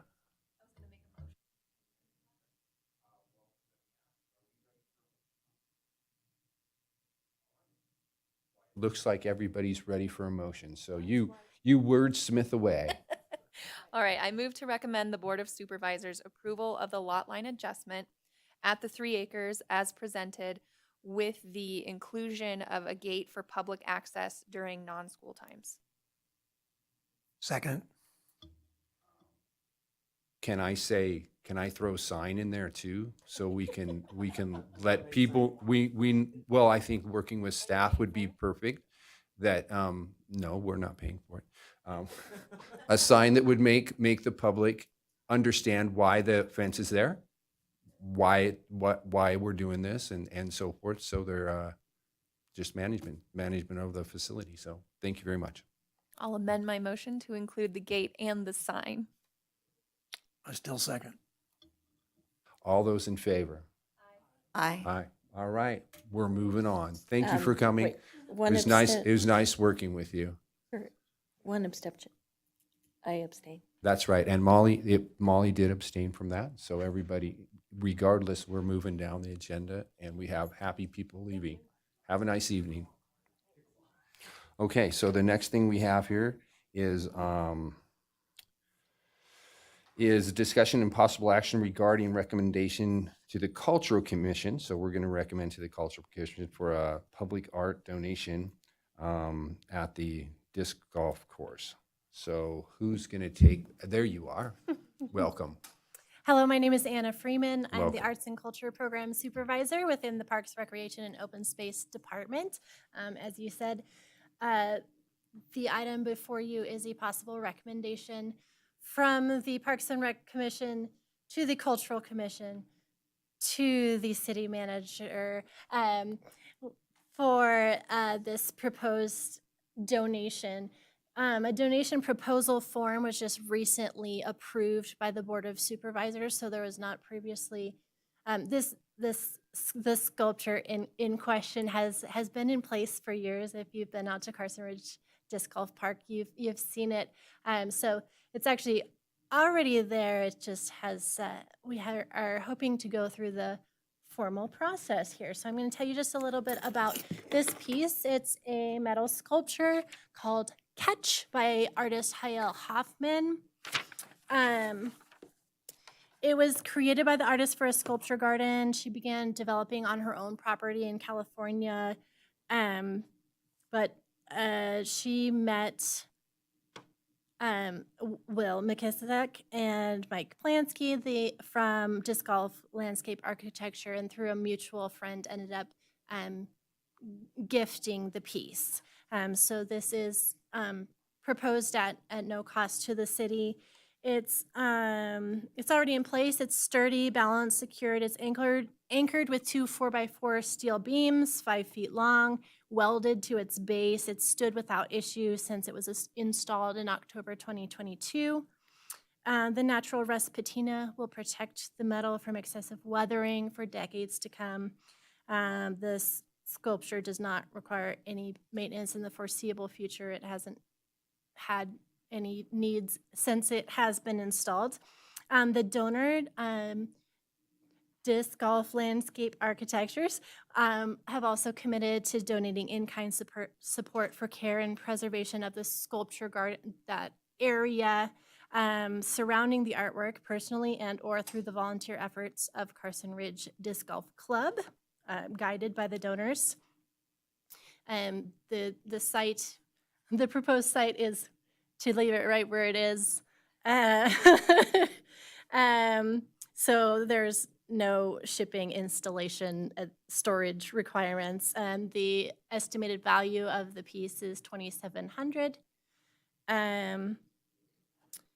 And I'd be happy to take any questions. You have the full information there. I don't know if you want me to go through all of it. There's a lot of information on the piece, on the artist, that you can read through on your own, or I can. I did read through that. Go Is through if there, you'd like. what, I read also that there's another part that did we accept the catch basket for this art? Or am I mistaken that I read that there was another one, but we didn't have the ability to facilitate putting that up? Am I correct? Did you guys read that? Okay. So Anna Freeman, for the record, yes. You're reading in the fall of 2022, as well as an oversized disc golf basket sculpture. We're in preparation for the inaugural Capital City Disc Golf Championship, because the artist believes in Mike and Will's community and conservation-minded vision for Carson Ridge. But the basket was not included. So There that's are not some- part of what we're talking about tonight. Correct. We are just talking about this one piece tonight. Okay, thank you very much for that clarification. Okay, so I'm gonna do the same thing. I'm gonna start over here and see if, Jake, you have any comments or questions about this? I mean, I go there almost every day. I see it. It's kind of like our mascot up there in a way, and I'm a big fan of it. People check it out and they're intrigued. And right now there's 29 baskets, so I'm not too worried about that extra one. But yeah, I think it's an awesome piece. So. Thanks for staying late. No questions from me. Just wanted to say thank you for the depth of information that you provided on this piece and the background. It was a great read. I hope to see more art like that in the future. It's my jam. I love it. Anna Freeman, for the record, all of that credit goes to the donors. They provided all of that information. Well done to the donors. I love everything about this. I just love this piece. When I was out at the disc golf course, it's like, wow, that is so cool. And I just am all about public art. So thank you. This is great.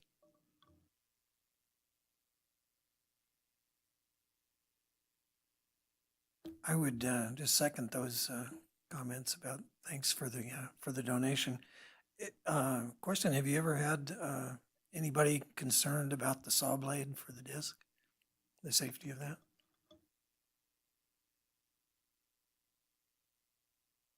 Yes, you're welcome, Mike. Yeah, we have the donors here, so I'll let them speak to that. Yes, thank you for the question, which is very reasonable. I think And your name? Michael Plansky, Thank you, Michael. disc golf landscape architecture co-principal with William McKissick. I think what makes it work is the fact that kind of designed and landscaped a sculpture garden behind a fence in an area that is not readily accessible. And from maybe Jake can confirm this, that over time that it's been there, we've observed people really don't go in there. It's kind of like a zoo, so to speak. People just observe it. So I don't feel the saw blade is a concern. Very good. Thanks for your answer to that. I was just going to say, if there was a concern, you might even turn it into a disc if the artist didn't complain by putting some clear vinyl tubing from Lowe's or Home Depot around the saw blade. Yes. Yeah. I'm just being a little bit jocular, but yeah. No, it's very nice. Thank you. Diane, would you like to speak on this? Just a short comment, because I remember when they first started clearing the ground for the disc golf, and I was out there, and I think it's a beautiful addition to the area, and I might go check it out. Okay, yes, Jacob. One thing about the saw blade is it's not like sharp. They ground it down and it's all good. It's safe, okay. So that would be my only comment is that if it's been there for that long and there hasn't been a problem, I suspect that the staff has checked into that and made sure that it's safe. Thank you, Jennifer. So with that, why, of course, I was gonna go along here and then I was gonna come out there. So first off, is there, so up here, as of this time right now, we don't have anything else we want to say about this? Okay, so I'm gonna turn this over to public comment about this item. So welcome. Again, William McKissick. I just wanted to inform you that there was an option. At the very beginning, the vision for this was to be on Highway 50 the same way the other statues are. There's like the Pony Express, there's one just past it. So as you're coming up 50, you can look in the corner of the park and maybe possibly have a light on it, so people really get to know that there's a disc golf course there. And, yeah, and the basket. We do have the option of the basket, but it was to, that is the option. That was kind of the place where we really wanted it, but it was the tournament was coming up and we didn't have any rights to be putting it there anyway. So, yeah, it's just an idea. I think it would really stand nicely on 50 with a light on it at night, So, thank you. Thank you for your comments. Is there anybody else out there that would like to comment on this issue? Robin, welcome. Robin Orloff. I just want to thank Mike Plansky and Will McKissick. I think this sculpture is just incredible. I love it. And the fact that you donated it, I think, is a real pleasure for us in the city to have this donated. It was very generous. And I read everything in the application, and it was just fascinating how that sculpture came to Carson City through Mike and Will. And the fact it blends well with the highway sculpture. It's just so perfect.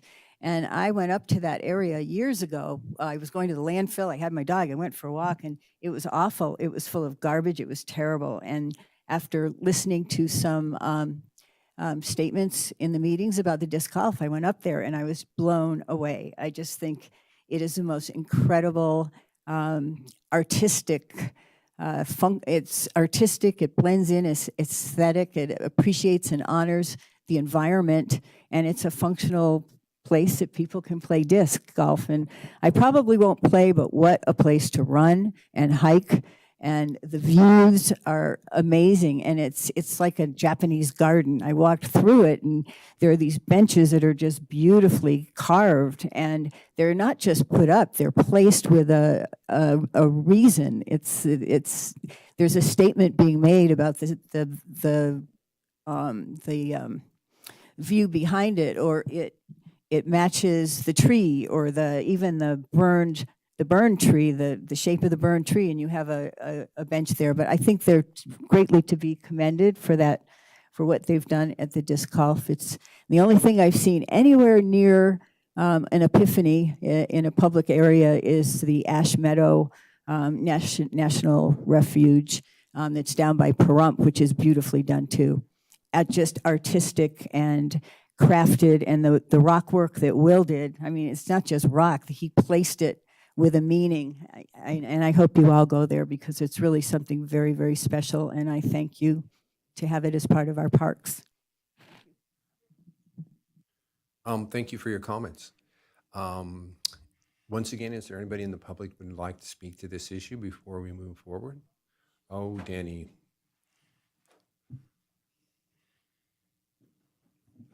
Welcome, Danny.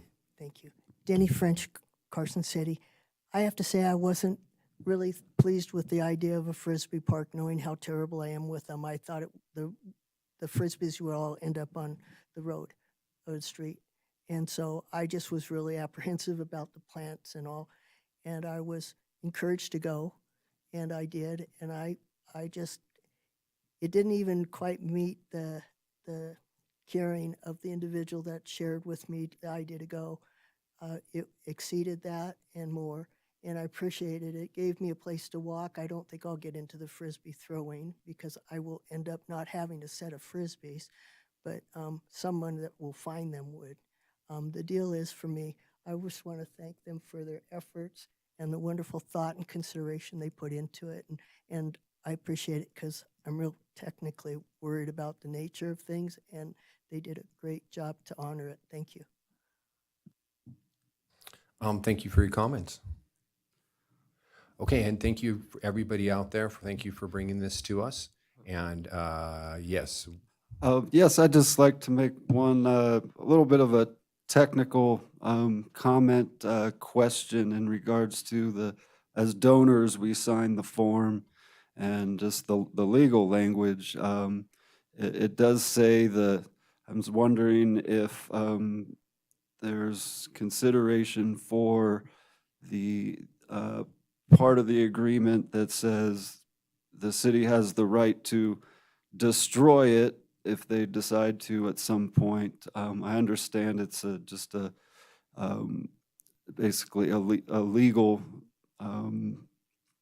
agreement that language needs to be used, but can something be put in to say, within 2 weeks, for instance, if that for some reason decided to be moved or destroyed, that it could revert back to the donors instead of being destroyed? All right, thank you for that. We'll get, hopefully we can get an answer from you that tonight. I have been here for a very long time, and I would not see that anybody would do such a malice thing, so. I'm not too concerned about it. It just thought it would be, if it could be something that can be amended. Okay, well, let's see. Okay. Thank you very much, Will. Mr. Chair? Yeah, no, there you are. I Yes. can answer that. Thank you, Jennifer. So That's the what I was Board of gonna. Supervisors approved this language in this form, so we don't have, I don't even have the authorization to modify that language. So we would have to go to the Board of Supervisors to make any amendments. Okay, and I'm sure that there's a reason legally that they put that there. And I can say, for all the years that I've worked at the Parks and Recreation Department and been involved here in Carson City, that I don't see that happening. So put your phone number on the bottom of it. I mean, we could definitely contact the donor if there's some sort of issue or whatever, if it got vandalized or, something happened, we'd be happy to notify the donor. If their donation is contingent on that change of that language, then we would have to work with you and I would have to take it to the Board of Supervisors. So if they want to do that, I'm happy to take it to the board for consideration, but we just don't have the authorization to change that language, so. Would you like us to move that forward? Okay, so it looks like we're going to move forward. So do I have a motion to recommend to the Cultural Commission that we accept this? I move Looks like, to, looks like Jacob. I would. He wants to. You- He wants to do I'll it. let- He's a golf guy and he's Yep, new, so he let him should. go. Let him go. You can second it. Go for it. Go ahead, Jacob. Hey, thanks for making me feel good on that. I would like to move forward to make the recommendation to the Cultural Commission about accepting the donation, with the first right of refusal to disc golf landscape architecture, Mike Plansky and William McKissick. Should we decide to get rid of it or move it or anything, and advocate to the Board of Supervisors any way we can, should we have to go down that road.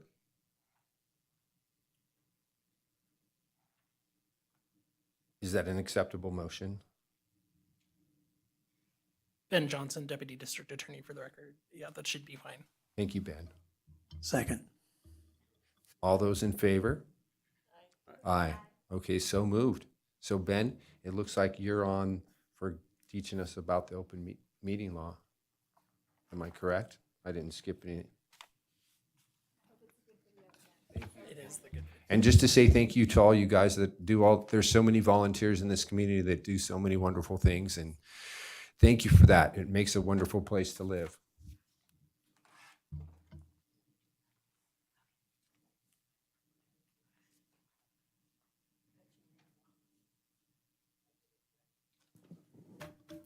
Do you want to? Ben Johnson, Senior Deputy District Attorney for the record.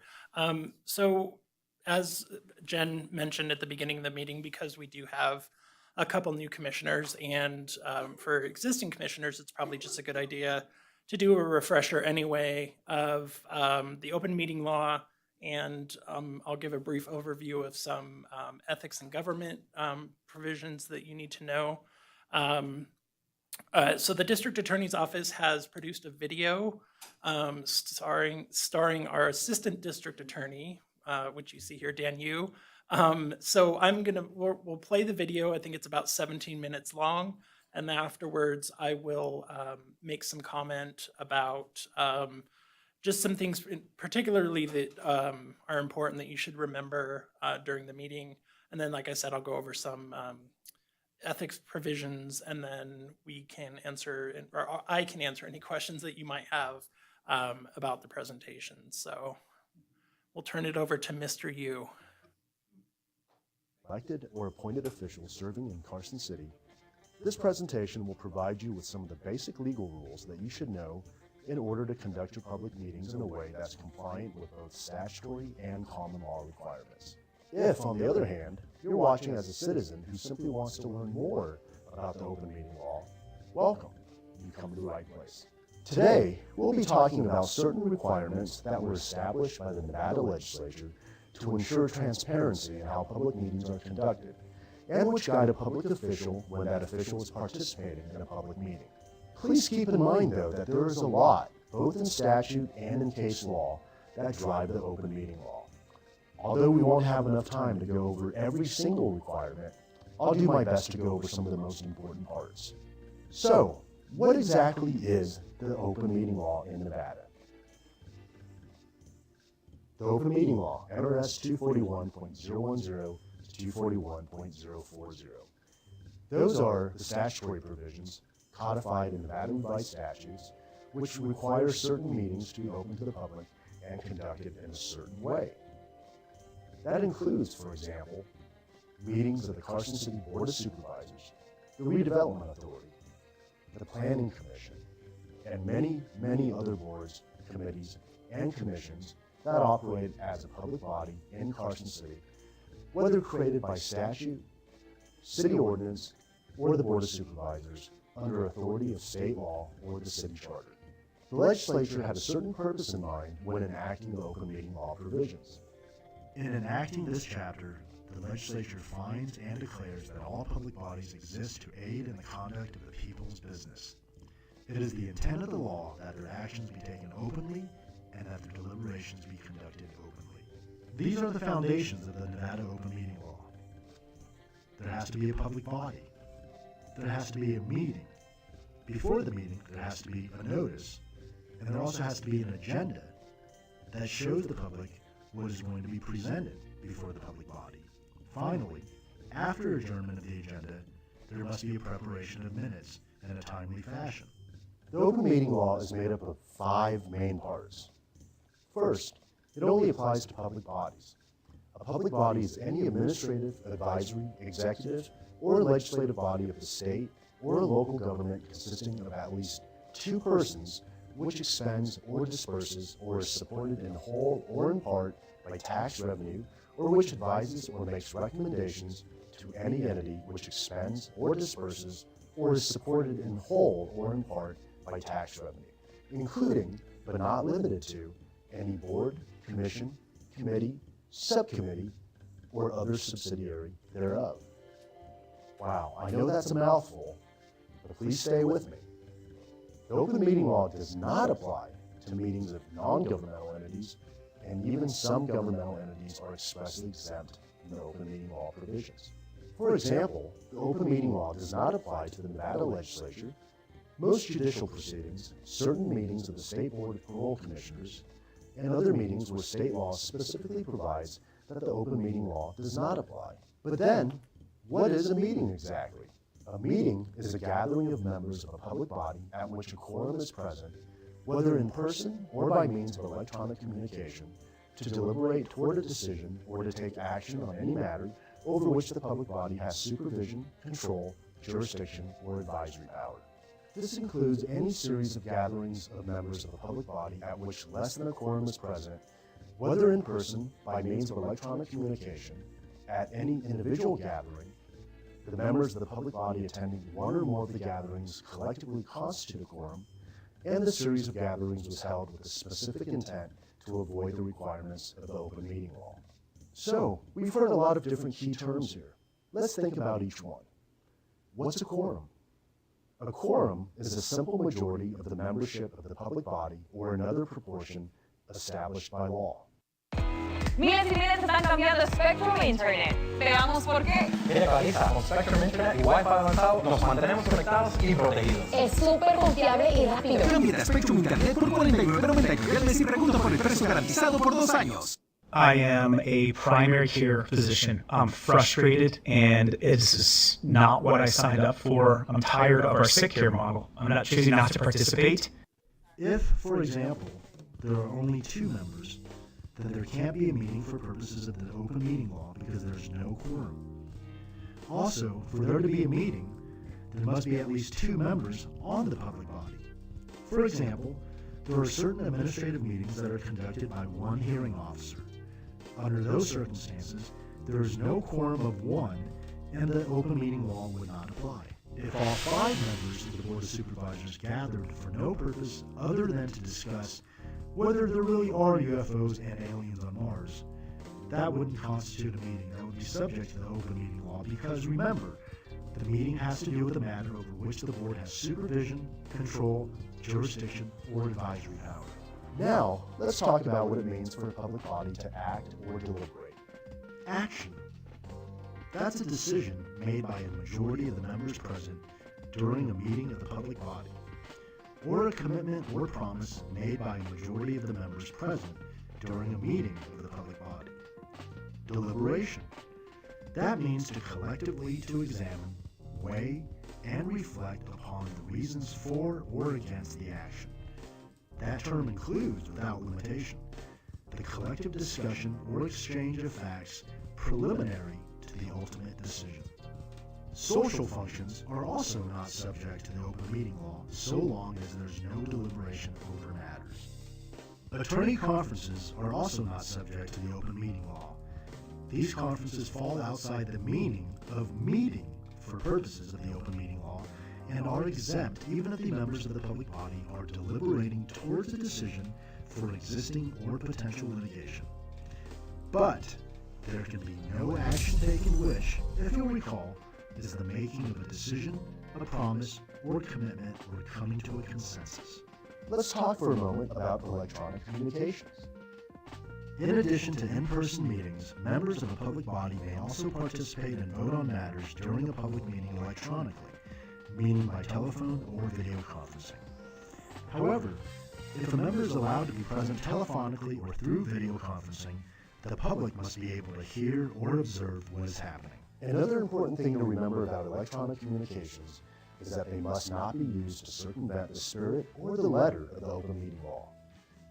The entire purpose of the open meeting law is to facilitate transparency in government by requiring actions and deliberations to be taken and conducted openly, so that the public always has an opportunity to know what the government is doing. Members of a public body must exercise great care in avoiding what's known as a walking quorum, which can more easily happen inadvertently through the use of an electronic device, such as a cell phone or computer.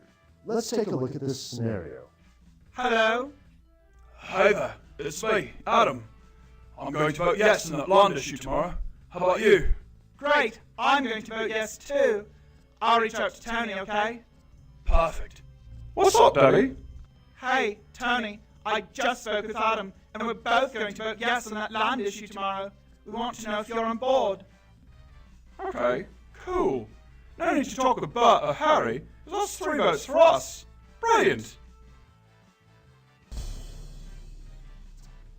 In that scenario, we had a walking quorum that was made possible by a series of telephone calls, which would violate the open meeting law. But it doesn't just have to be phone calls. The same violation could happen with, for example, fax or email communications. The lesson here is to always be mindful of serial communications between members of the public body. If you're a member of a public body and you receive an email about a topic that falls under the jurisdiction of the body that you're serving on, always remember to check who's all on the email. Check the recipient list. Check the blind copy list. Remember that the open meeting law also applies before and after a meeting, so members of the public body must also avoid talking about matters within the jurisdiction of the public body before a meeting convenes and after a meeting adjourns, or during recess, because those discussions could easily turn into a deliberation. The practice pointer here is to confine those types of discussions to discussions on the record. The open meeting law doesn't apply to meetings among staff. So, for example, if Carson City employees gathered to discuss an item that will be appearing on a future agenda as an item for discussion or action, that meeting would not be subject to the open meeting law provisions. Additionally, private meetings between staff and a non-quorum of public body members would not violate the open meeting law. All right, let's talk about a few notice requirements now. Notice must be given at least 3 working days before the meeting. Notice must include the time, place, and location of the meeting, and various other information. The agenda must consist of a clear and complete statement of the topics to be considered. Discussion, deliberation, and action must stick to the agenda. Remember, this is part of the public's right to know. Items on which action may be taken must be denoted as being for possible action. Otherwise, the board, committee, or commission may not take action on that agenda item. And lastly, but not least, there must, at a minimum, be 2 periods for public comment. Certain requirements must be met to satisfy the public's right to know. Notice of the meeting, which is oftentimes the agenda itself, must be posted at least 3 working days in advance of the meeting. Of course, it must also list the date, time, and place of the meeting, and it must be posted in certain other locations as required by statute. These requirements, including requirements related to how an agenda title should be worded, are all set forth in the provisions of NRS 241.020. For Carson City public body notices and agendas, members of public bodies can rely on the assistance of staff and the district attorney's office to ensure that posting requirements and other legal requirements relating to the content of an agenda are all satisfied. Public comment is something, however, that the members of a public body need to give special attention to. At a minimum, public comment must be taken At the beginning of the meeting, before any items on which action may be taken or heard, and again before the adjournment of the meeting, or after each item on the agenda on which action may be taken is discussed by the public body, but before the public body takes action on the item. A public body may impose certain restrictions on public comment, but those restrictions must be stated clearly on the agenda. Those restrictions must also be content neutral.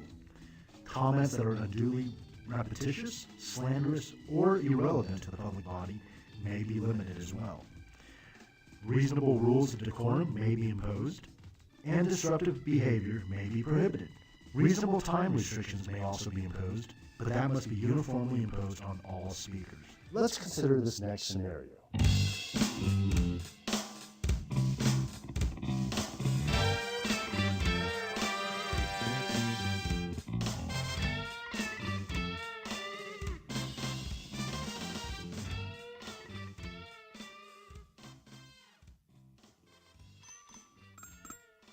This is the quickest way to clear out stuck poop. Fiber helps you poop, right? Nope.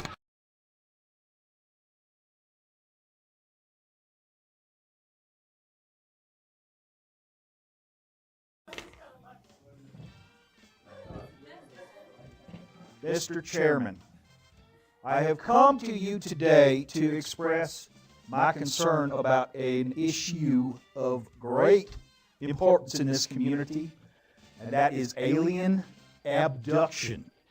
It's happening right now in this here community. Right now. Is this the type of public comment that must be allowed? Well, the answer is no. Unless this public body was formed to have some type of authority over UFO-related matters, this public comment is irrelevant to the public body. The manner in which the comment is given is also disruptive, and so the chair of the public body may restrict the comment. I cast ye out. Good morning, honorable members of the committee. I am here in opposition to this agenda item. I know you have been working on this item for a very long time, but I just do not think it is a good idea. Are you kidding me? Ah!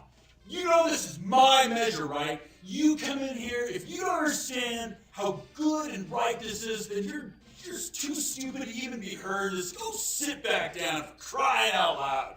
Jeez. Was that restriction permitted under the open meeting law? The answer again is no. The person speaking was not disruptive in any way, had not exceeded any time limit, and was speaking on a matter under the jurisdiction of the public body. He was cut off because the chair simply did not like his perspective, and that's probably viewpoint discrimination, which would be unlawful. Now, here are some other points to remember about public comment periods. During public comment, members of the public body are not required to respond to the public comment. However, members are not prohibited from responding to public comment. Public comment, nonetheless, should be dedicated as time to the public, and therefore, members ought to refrain from excessive comments themselves.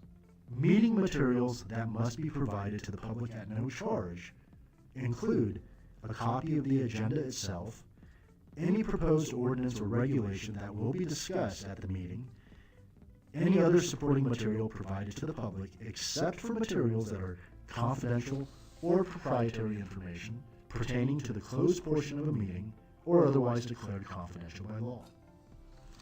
At least one copy of the agenda, any ordinance or resolution, and supporting material must be made available to the public at the meeting. Minutes must be kept of each meeting, including the date, time, and the place of the meeting. The minutes must reflect attendance of public body members, and it has to indicate who was present and who was absent. Minutes must also include substance of all matters proposed, discussed, or decided.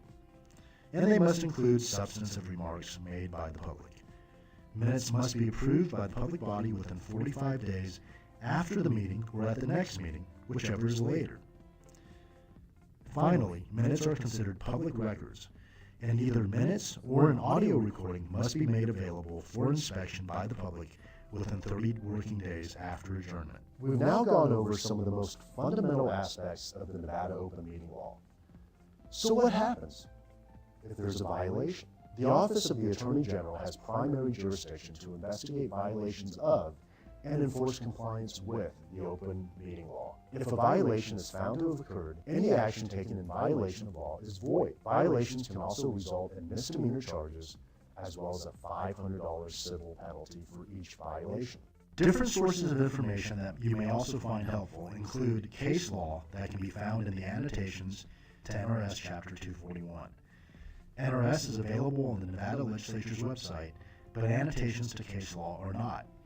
Annotations can be viewed by using legal research programs or by visiting your local law library, including the Nevada Supreme Court Library. You can also view and download a copy of the Nevada Open Meeting Law Manual and official legal opinions of the Nevada Attorney General's Office, which can be found on the Attorney General website. Hopefully, this brief presentation has been helpful to you. If you're an elected or appointed member of the public body in Carson City, and you have additional questions that require a more detailed analysis of the open meeting law, as well as any questions related to your voting and abstention requirements under ethics laws, please do not hesitate to contact the District Attorney's Office. Thanks for watching.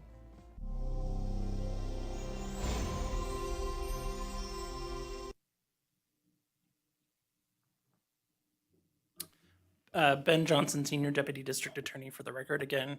I apologize for those surprises that we had. Those were new additions to the video this year that I didn't realize we were going to have. So thankfully we didn't have any ads that weren't safe for the general public to see. So just a couple points. Yes. Just some points to reiterate from the video. The main goal of the open meeting law is transparency, because all of you were chosen by the Board of Supervisors to sit on this committee because of your backgrounds and your experiences, and you all have very important thoughts and opinions about things that come before this committee for this commission for discussion, and the public is entitled to hear that. And so that's the reason why, things like walking quorum, where they, you saw the Medusa talking to the unicorn and then turning around and talking to, the gargoyle or whatever it was. So that's why, you should be really careful about how you communicate with each other about items that either are in front of this board or may come in front of this commission that are within your purview. So that doesn't mean that, you can't socialize with each other. Say there's a function that you're all at, that doesn't mean that you have to separate. But it just means that you should leave business to, the appropriate forum, which would be here during a meeting. And so you'll often find that it doesn't really happen so much for this commission, but, sometimes staff will meet with, like 2 or 3 of you at a time. I know like open space, we don't really go on a lot of site visits, if any, on this commission, but like open space, sometimes we'll go out and visit some open spaces. So, things like that will be done in smaller groups, because otherwise if you have this being a commission of 7 people, if 4 of you are together, that's a quorum.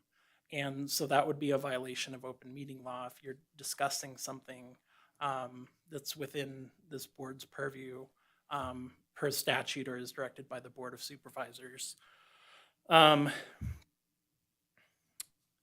So, and to clarify my previous comments about, the discussion about public comment. So, as Dan mentioned, or Mr. You mentioned during the video, it's not prohibited for discussion to take place during public comment. However, it's discouraged because, public comment is limited to 3 minutes. And so if you're interrupting somebody that's making public comment to ask them something or to interject your own comment, you're taking away that time that they have.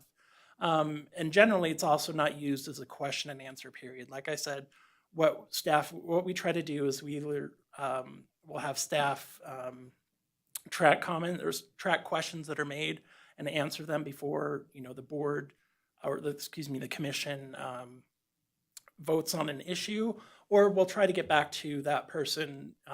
We'll have staff contact that person outside the meeting to answer questions. So that's the reason why I made that statement earlier. So by statute, you're not prohibited from discussing, but it is discouraged just because it does eat into that time. You don't really have to worry about the agenda, except for the fact, as far as posting and all that, we take care of posting and the preparation of the agenda and the board packet materials. But because of the open meeting law, we have to stay within the confines of whatever that agenda title is. So every agenda title where you're going to be asked to take a vote or, take action will say for possible action. And we have to stay within that title. So say it's for approval of, a dog park. We can't start talking about approval of a tennis court or something next door. So we stay within the confines, and that's, one of my main roles here as counsel to the Parks and Recreation Commission is to make sure that we are in compliance with open meeting law in addition to, other laws that do apply to the governing body. The video is available on the district attorney's website if anyone wants to view it again or show it to friends. I think that's probably all that I have to say about the open meeting law itself.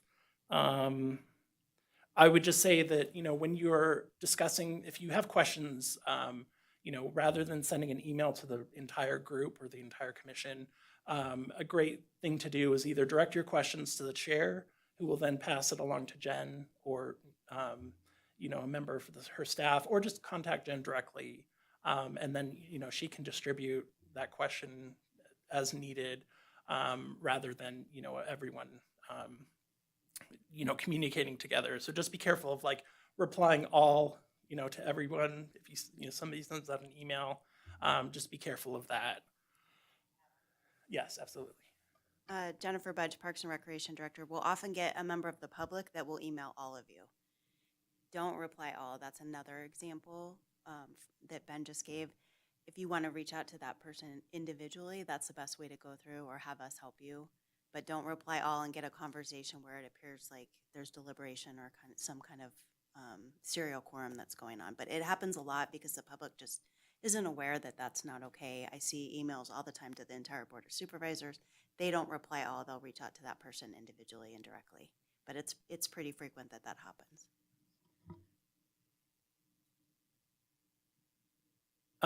Are there any questions from any of the commissioners on the open meeting law or what you saw in the video before I move on to a couple brief things about ethics? Yes. So if a member of the public wants to meet, say, talk about this dog park, and they reach out to me specifically, I'm not breaking any rule as long as I don't have a quorum. Correct. That's fine. You're not required to. So if you get an email or a call from somebody saying hey, I want to sit down and talk with you, it's completely within your right to say no. Bring your question or your comment to a public meeting. We'll address it there. However, if you want to engage with members of the public, that's great. That's completely up to you. Provided that you don't then call 3 other members of the board and say, hey, this person wants to, go out and see the dog park, or, wants to see, Sonoma Park or whatever, to do it. So yeah, absolutely. If you choose to engage in the public in that way, that's great. There's no restrictions on that, and there's no violation.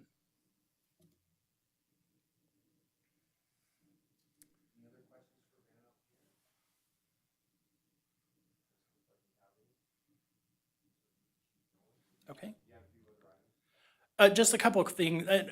So the other thing is that, public comment, we take it only, it's only required as the video said. So either the statute says that you either have to take it at the beginning of the meeting and then at the end, or if the, body chooses, you can take it after each action item. So if the commission or the board is going to take a vote, then you would have public comment. But for like discussion or presentation items, you don't have to have public comment. So for this one, for example, it's not an action item. You're not taking any action, so no public comment would be required. The Board of Supervisors has chosen to have public comment after each action item. And so as the rest of the city, we try to conform with the same thing. And so we will, this board and other boards will also have public comment after action items. Turning now, the other law that applies to you is the Ethics in Government statute. And so that can be found in NRS 281A. And so what the Ethics of Government statute is really important for is avoiding conflicts of interest. And so what that means for you is that as your role in a commissioner, you're not supposed to participate or take action in any item in which you have a commitment in a private capacity. And what that means is that if, in the way that the statute defines it, is that if you have a loan or someone has lent you money, or you owe somebody money or they owe you money, you have a financial, or if you have a fiduciary interest. So for example, if you, there's an applicant, as we saw earlier with Commissioner Walt, because she's employed by the school board or is appointed to the school board, she owes a fiduciary duty to both boards. So if you, for example, in your private capacity, if your employer was coming before this board for whatever reason, you would have to abstain from voting on that because it's a conflict of interest. The other way that it can be a conflict of interest is if there's a family relationship, either your spouse, your domestic partner, or a member of your household, and that includes relatives to the third degree of consanguinity. And that's just a fancy way of saying, and there's actually a chart, but it's actually, there's a way of saying like your parents, your children, your grandchildren, your grandparents, your aunts, uncles, cousins. There's like a certain realm, like, so if it's like a fifth cousin twice removed, and they're coming, that's okay. But if it's a family member that's coming before the commission on some kind of business, you really shouldn't be participating in that action item because you have a conflict being related to them. And that also includes relationships that are like blood relationships. So if it's a foster parent or an adoptive parent, or those kind of relationships would also apply. So you would also need to abstain. And so what you do, or what I would recommend, is when the agenda comes out, or if you know that an item is going to be coming, I would review the agenda. And if you see something that you think might be a conflict because you know somebody that's related to it, or you have a business interest, or, like I said, some kind of commitment in a private capacity, somehow connected to that action item, I would let either myself or Jen know prior to the meeting so that I can prepare a disclosure statement like Commissioner Walt read tonight. And just because you may have, it's basically, it can be an actual conflict or even the appearance of a conflict. So it's what an objective person would view as a conflict. And so even though you may not have, it may not have a direct conflict just the appearance of it may be enough that you have to abstain. But abstention is not required in every single case. And so that's why it's important to contact the district attorney's office or me prior to the meeting so that we can discuss, because sometimes what we do is we'll just have you make a disclosure saying like, you know, like the mayor, this is a good example. The mayor's son works for accounting firm Eide Bailey, which does audits for the city. And so when they were awarding that conflict, the mayor didn't vote on that item because she has a familial relationship with somebody in that firm. But then later, when there was an item that came before the board that didn't directly involve the approval of a contract, but did involve that accounting firm, she would make a disclosure statement just saying like, I have a familial relationship with somebody in this firm. However, because a person, an ordinary person, wouldn't feel that they have a conflict, I can abstain, or I can participate and can vote. So it's not every time that you'll have to abstain. It just depends on the situation, and a lot of times depends on the facts. So that's just why it's important, if you see them, to try to let me know ahead of time. But even if it's just before the meeting, if you don't realize, still try to let me know. Or like this afternoon, I got notice for this. It didn't occur to me that there might be a conflict when I was reviewing the agenda about the school board. But things like that. If you notice something like that, then definitely contact me as soon as you can. I think that's all that I have for ethics and government. The other thing, you as members of the body, you're not supposed to accept gifts from the public that might influence you, or use your position in a way. I don't know how you would use your position as a Parks member to try to gain some benefit, but don't go to Subway and say, hey, give me some extra cheese because I'm a Parks member or something. I don't know how that would work, but right. Essentially, you shouldn't use your position to try to get some kind of benefit.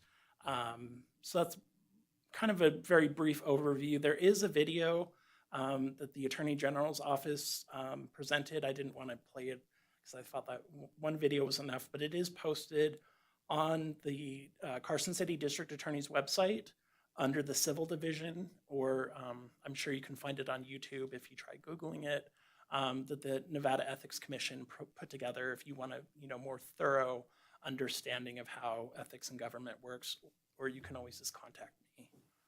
And I'm available for any questions if there are any. Jennifer Budge, Parks and Rec Director. One other thing that seems to come up every now and then, and sometimes you're all looking at us sometimes, how do we handle this, is like that general public comment at the beginning or the end. So maybe you get a group of people, they're passionate about a park project or whatever's happening, but it's not on the agenda. And they are talking about it, they're asking questions. And I know it's really hard because you guys want to answer their questions and get into a conversation. If it's not on the agenda, we have to really be careful to not talk about that.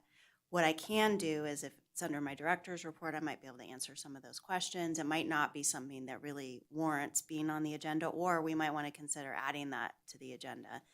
And what I would suggest is, say Commissioner Case feels really strongly about a couple of the public comments, and she said, could we think about adding that to the next agenda? That would be great. And then I can work with the chair on addressing that. And that way they're heard, and we can either deal with that, or I can maybe bring up and answer their questions under my director's report. That's a one way to handle that. But I know that's something that kind of comes up sometimes, that everybody wants to jump in and just get in the conversation. But if it's not on the agenda, we should try to be careful.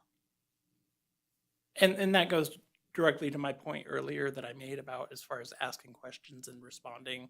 It's especially important at those beginning and ending, if it's not an item specific, if they're asking questions and then we begin getting into a discussion and it's not on the agenda, that, could potentially be an open meeting law violation. And so that's why we discourage it. Certainly the members of the public can ask questions. However, it does take away from their time. And any questions should be directed to the chair. And, it's up to the chair's discretion if he wants to answer it. And, staff aren't obligated to answer as well during that public comment period. So that's why we usually do it the way that I suggested.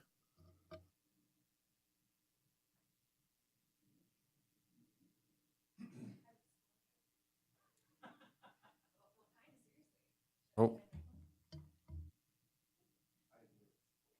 I have a quick disclosure. I sit on the Attorney General's Open Meeting Law Task Force, and we meet and discuss the contents of the open meeting law and what should be included and should not be included, and we're meeting tomorrow. So any complaints about the open meeting law, I'm happy to take to the Attorney General tomorrow.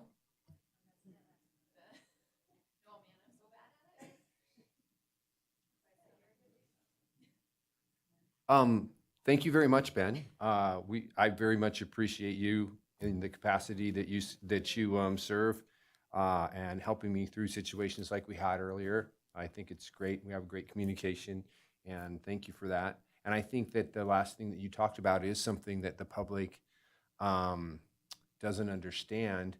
And when you said as far as when they come up here and comment on something that isn't on the agenda and we can't take action on it at this meeting, I think a lot of people will come in and have a lot of passion and stuff, and I don't think that they're fulfilled because we just smile and nod. So when you said we could put that on the agenda, how to explain that to them? Was I hearing you correctly, or? So if it's something that comes up during the beginning or ending public comment and it's not on the agenda, then, I think as Jen mentioned, you can request that item be put on a future agenda item for discussion, but, we can't really get into it. And No, I guess what I'm saying is that they understand why we're not commenting on those things. And I think that, so at the beginning, should I make a comment that says to those people, hey, we're going to have public comment if this item isn't on the agenda? If it is on the agenda, we'll speak to it. If it's not on the agenda, all we can do is listen to you. Well, you can engage in discussion, to an extent. If you get too far into the weeds and into the details where you're getting into the back and forth of something and, pros and cons or something like that, then we're getting into deliberation and discussion, which is part of an action. So it's not just the voting itself that is an action, it's actually, the deliberation and the discussion. So, they can ask questions. You're not obligated to answer them. You can engage in discussion, as the video said. However, it's kind of a fine line. And so that's why we discourage it, because we don't want open meeting law complaints because we're discussing something that's not on the agenda. Okay. And so we just have to be careful. And so that's why, I would discourage it. That doesn't mean that you can't do it. I may have misspoke earlier when I said that, but it's just because we really want to avoid having any kind of open meeting law violation. And so if you do start engaging, the public should be aware that is eating into their 3 minutes. So they don't get, we don't stop the timer because they ask a question and we're going back and forth. But likewise, that's why I would recommend that you not interrupt them to make, a comment or a statement or ask a question because that also eats into their time. And so, it really is about their time to give their opinion or whatever to the public body. And so that's the reason why that would be my recommendation. But well, thank you. That direction is duly noted, and I understand for sure. So now it's my understanding this does not have any action. This is just your education to us, and then also the public out there that's watching us and the people here. So with that, I'm moving on to the staff, to the staff updates. Is that correct, Jennifer? All right. And at the end of this meeting, we will have public comment. Thank you, Mr. Chair. Jennifer Budge, Parks and Rec Director. Just a couple quick updates. I know we're getting pretty late. The Carson City Chamber Leadership Class has chosen the former Mills Park Firefighters Memorial as their project this year, and they've raised a ton of money. I wish I had a dollar amount for you. I'll update you at the next meeting, but they've really been so tremendous. The Firefighters Memorial, for those of you that might not know, has been newly constructed at the Capitol grounds. So they decommissioned the existing one at Mills Park, and a little bit unsightly, and it was identified as an amphitheater for park ranger programs, interpretation, youth programs, and all those things in the master plan that was approved by the board. And the Chamber Leadership Project has been working with our arts and culture supervisor. We're going to have a community mural there, and it's going to be completely refreshed and, you know, a great sense of pride for the park. So I just wanted to thank them for all their hard work. And there are a few city staff that are working part of that class as well. So I appreciate their efforts. And the mural is in memory of Stan Jones as well. It has a couple touches in that speak to that. So, and Stan was a really great proponent for parks and such a champion for us. So it's really, really special that way. And I just wanted to thank the Chamber Leadership Class for all of their efforts on that. I was going to go through the budget. I will save you the agony, but I did want to update you. The tentative budget is going to the Board of Supervisors on April 18th. The majority of the requests that this board recommended are still alive and kicking in the budget, which is wonderful. There's a couple items that have been reduced. So I was just going to highlight those. The urban forestry program, we recommended $30,000. The internal finance committee recommended $5,000. For me, it's a great start because we don't have an urban forestry budget. So any win we can get is great, and we'll just probably be seeking Nevada Division of Forestry grants and other opportunities to make that happen. But I recognize that budgets are tight. We recommended the MAC, the Multipurpose Athletic Center. We recommended taking some of our seasonal hourly budgets because we're having a hard time filling a few positions and turning that into a full-time position, so the department would fully fund that. That's being recommended for approval, which is great. Also, a reclassification for our open space maintenance coordinator to an open space maintenance foreman, so it's a little bit more consistent with his duties, and we would fully fund that promotion. That's being recommended. And then the only item on our capital items that wasn't recommended was one of the Ventrac snowplow equipment. Everything else was recommended for approval. So I do have that if anyone wants to look at this after. I'd be happy to go over that with you, but I know you're probably all wanting to go home. We are hiring for summer. Great place to work, carson.org/jobs. Best job ever. Go be a lifeguard, be a camp counselor, work in our parks. They're great experiences. And then lastly, just a quick update on the Ronald D. Wilson Dog Park. I know it's a hot item. We did meet with the mayor and Supervisor Schutte. I know several members of the community are very passionate about this on both ways. They want more dog parks. Some people just don't. We've sort of discussed as a group, and the project's going to be just kind of on pause and on hold indefinitely. We do have a grant out there for the Southern Nevada Public Lands Management Act to do some improvements at Mills Park. We're hopeful will be funded.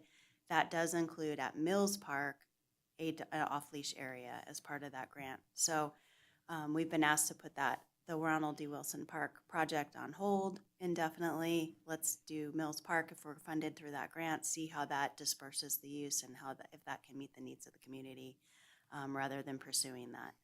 We don't want to pursue changing the dog policy or the uses at all, but we'll be putting that project on hold. I do want to let you know that there is funding, and Garden Shop Landscaping will be replacing the slide at the park. That is going to be done.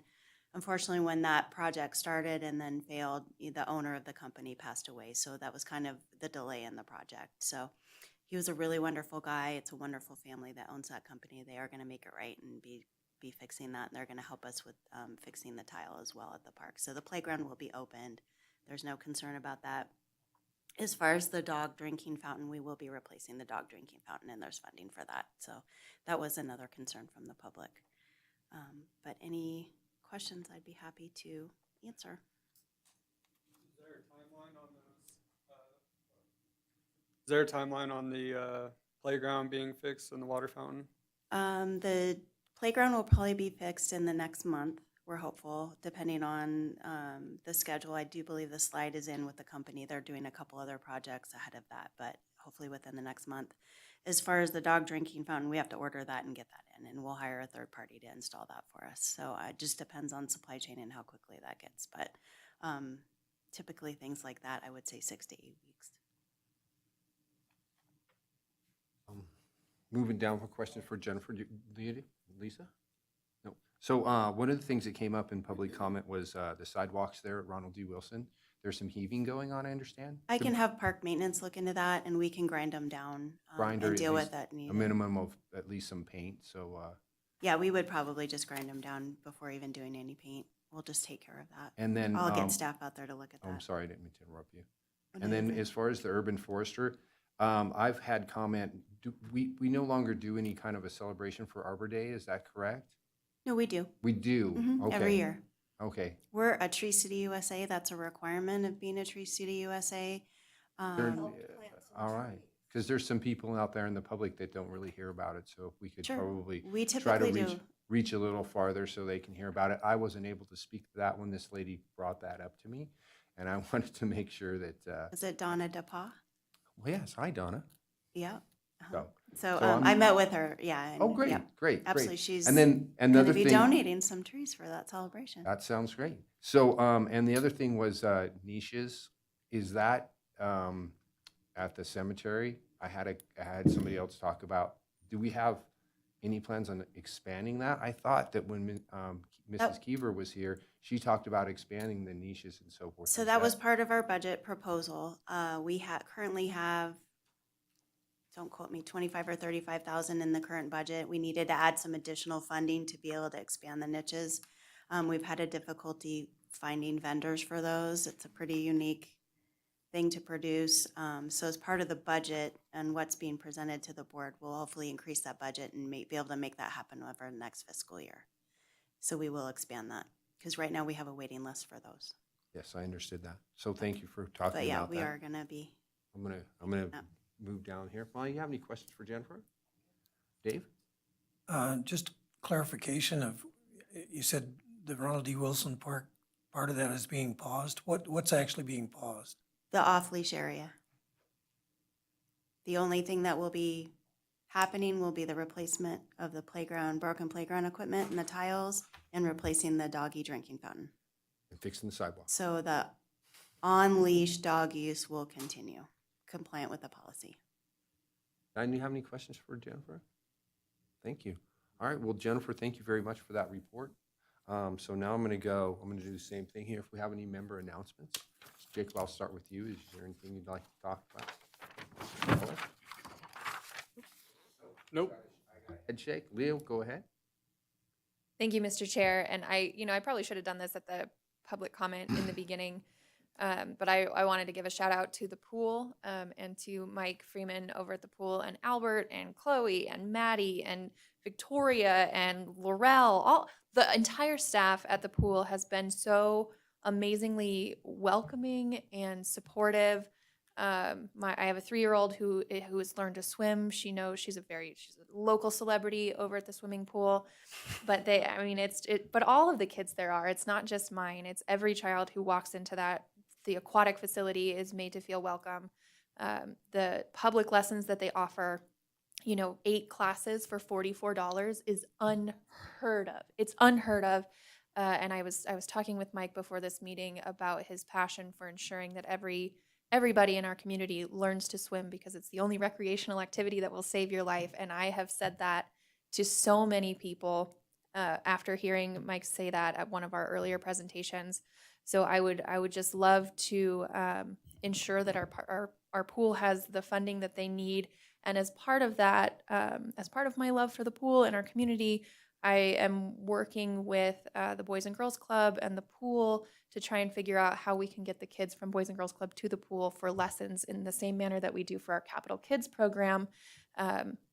Just because it's such a great resource in our community, and with the expansion of the Boys and Girls Club into preschool and their summer programs, I think it would be a great partnership. So I'm looking into that on my off time. So thanks, everyone. Thank you. Lisa? Thank you. I just wanted to give a shout out to Parks and Rec and Open Space during the master plan meetings, the listening tour that Hope Sullivan she met the public at the library the last 4 Saturdays, and I attended 3 of them. And easily 70% of the comments celebrated Parks, Rec, and Open Space. They love the trails, love the parks, love the opportunities to be in nature, and I just really thought it was wonderful. So, well done. Thank you, Lisa. Molly? And with that, you can throw in anything you want to say about the school, any updates from the school district. That's what I'll be doing. Why, thank you. Yes, so I'll be giving you. Go right ahead. Yes, I'll be doing the school district updates. Many things going on at the schools. They just wrapped up 2 weeks ago. Reading Week was extremely successful. However, all of the principals mentioned that if you would like the opportunity to go in and read, you don't, to the students and the classes, it's not just 1 week. So, if you would like that opportunity, the classrooms are open and teachers are very open to you to read to their classrooms. So the first thing, Carson High School ski team, they're sending 2 to nationals. Thomas Callister and Madeline Lynn Smith made it to nationals. Carson High Speech and Debate earned 10 spots for students at nationals. 85 students and 1 teacher from Carson High were presented with a prestigious award at the 2024 Scholastic Art and Writing Contest. 5 Carson High HOSA students, which is future health professionals, took state. Eagle Valley Middle School Lego Robotics team will compete at nationals in Houston, Texas on April 17th through the 20th, and this is the only team from the state of Nevada, and they're located here in Carson City. Yeah, so they've been doing some great fundraising and have been reaching out, but they're still looking for donations as well. Miss Darby Beckwith was named the 2024 State Theater Educator of the Year. Yes, very nice. And then also state funding for free school meals, including breakfast and lunch, will end May 30th of 2024. So students requiring school-provided meals need their families to complete the educational benefits application online before May 24th of 2024. Paper forms are available through the school offices, but please make sure, because if you do not complete that and you are in need, or your child is in need of free and reduced lunch, they will not get it. So it needs to be turned in by May 24th. FBLA, which is the Future Business Leaders of America, will be holding a fundraiser April 19th, and it is the annual father-daughter dance at Carson High School. $50 for couples, and then that means father and daughter, and then $15 for each additional daughter after that. This is FBLA's fundraiser. They are, again, another successful organization within Carson High School, and a phenomenal extracurricular activity for students to participate in. And I would just like to thank you all for approving that agenda item. That agenda item was actually brought up by a student, a 5th grade student last year, stating, when I asked, is there any changes that you would like to make at Empire Elementary School? The one change he said is, yes, I would like to be able to have a 4th and 5th grade playground that isn't a public park. And so I thought, wow, that is, never knew that. So it was very, I appreciate it. I appreciate your support on that. And I'd like to thank Parks and Rec and the school district working so quickly. I mean, it was brought up, it wasn't even a year ago. And so, I know that the student isn't there, at this time, he's a 6th grader at Eagle Valley, but I had no idea that it could possibly be done in a year, having that fenced off. So I really appreciate it. Thank you, Molly. Dave. Thank you. You're welcome. I'd like to start off just saying I'm so happy that I live in a community where we have a great Parks and Rec department and great leadership and great staff. They do amazing work. I know you hear lots of both sides of all the issues, and I think you do a good job balancing that, Director Budge. No meeting. Oh, I'd like to formally welcome our new Commissioner McDermott and Baker Roberts. Happy to have you aboard. And you probably don't know this now, but this is time to know that no meeting is complete without a pickleball report. So it's time for pickleball. We have our semi-annual tournament coming up 19, 20, and 21 April at the MAC. It's dinks and drinks, so it's fun for the players. Right now, as of tonight, I have 130 players registered for the tournament. The public is welcome to spectate, and the city will be have a drink arrangement. Some adult beverages will be served. So if you're not playing and you'd like to, you can drink if you're playing too. But if you'd just like to come and spectate and have a wine or a beer or something, please come out. It's kind of fun to watch if you've never seen it. It's a very relaxed tournament. Everybody's trying to have fun, and we have all skill levels and all ages. So it's a great event, and Parks and Rec co-sponsors this along with the Foundation for Carson City Parks and Rec.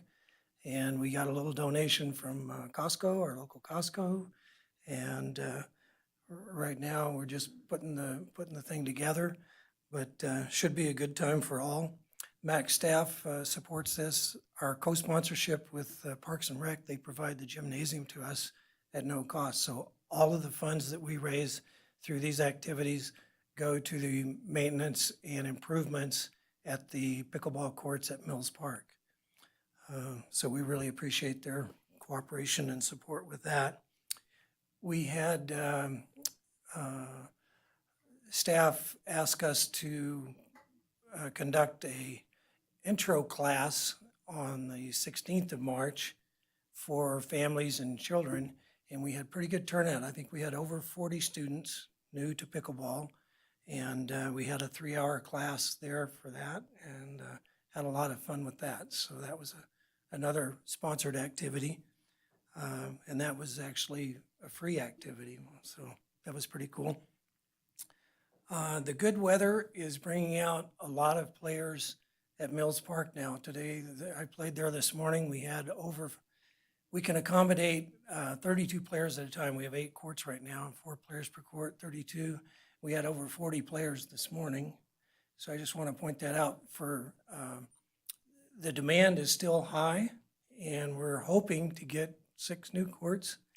And I'll take an update offline with the director. But we're looking forward to having those. Hope we get those started this year. Yeah, it's just a lot of fun. If you haven't seen it, come out to the park in the mornings during good weather, and you might even get invited on court if you want to try. So I think that's all I have for pickleball right now. Thank you. Thank you, Dave. Diane? Okay, thank you, Diane. So with that, looks like we're moving down to public comment to close out our meeting here. Future, thanks. Oh, you're right, it's right there in front of me.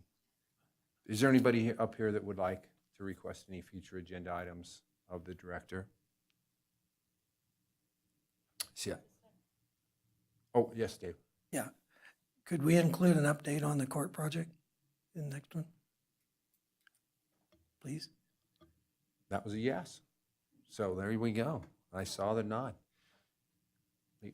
Yes? And can we also just get the statistics on the Easter egg hunt that the pool did? Just general updates on the pool. They have this really cool economic development scheme going on over there. I love it. I love it. I do know, I talked to Mike Freeman before the meeting, and he mentioned there were over 300 kids there, so it was great. Wow. That's great. So our next meeting is a joint meeting with Open Space, so I could probably throw the court update maybe under my director's report.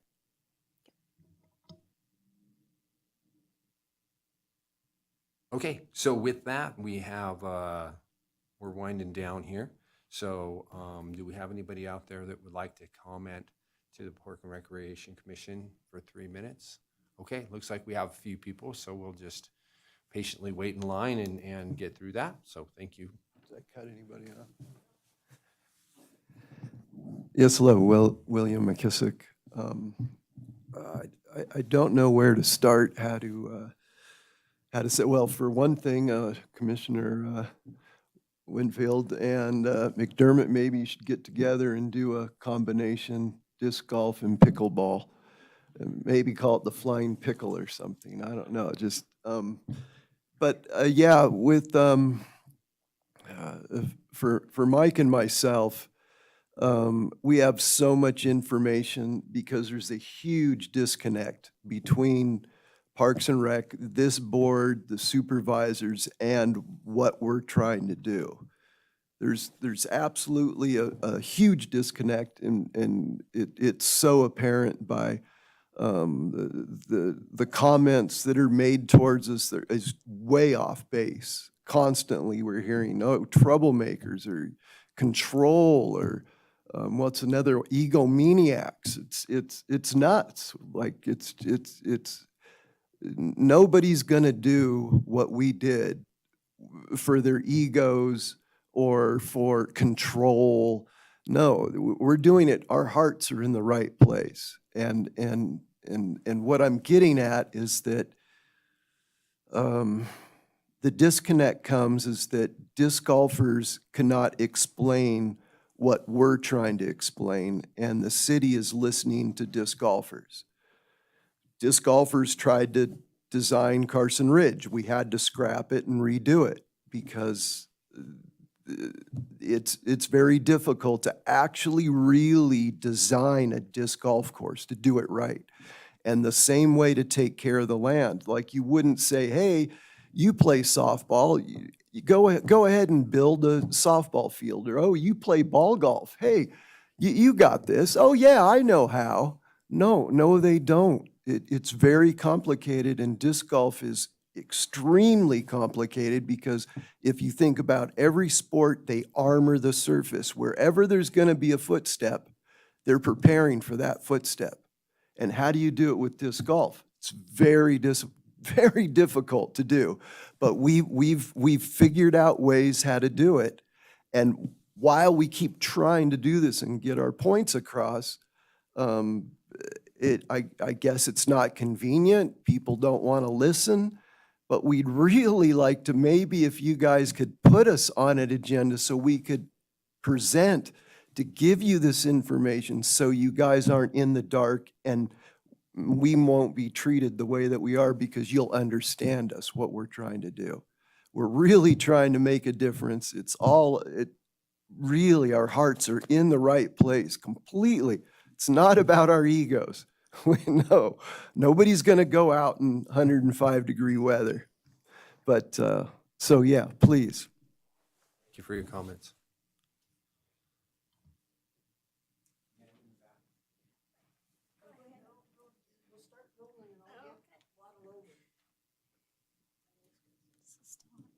Thank you. I just had a quick comment. My name is Sherry Lloyd, for the record. I just wanted to thank the commission for your time that you spent listening to our concerns about the Ronald D. Wilson Park. And I just wanted to thank you for the update about the play equipment. I just wanted to say that if you hear a loud scream from the north end of town in about a month, it'll be the kids that have been waiting for the equipment, and including my grandchildren. And so I just wanted to thank you for your time and the opportunity for us to voice our concerns. Thank you.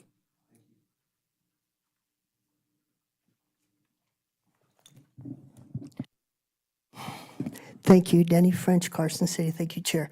I'm going to test one of the things we just learned in the open meeting laws by making not a request in the sense of, I want to know this information. I just want to make a statement of something I would like to see on a future agenda. And because of my concerns about specific matters, it's a hard thing to bring up. You don't want to bring up something that is going to kibosh someone's wonderful dreams about this or that, or something that I'm not able to understand because I'm more worried about the chemicals or I'm worried about the safety of the environment and such. But in this case, I believe it's real important to bring up artificial turf and where the FDA is on it and where other different communal considerations of our federal government right now has split into a threesome of requests for different entities to do deep studies and to relate those findings to the community and come up with us. They have, two of the different ones have taken away their first support of it statements. They have backed away from that and said more needs to be known, and such then are putting into works more studies. And so I think it's real imperative to me, because of my background and such, to consider safety not only of the environment, but the children. And from what I've been reading, it's very dangerous not to consider all the angles on this.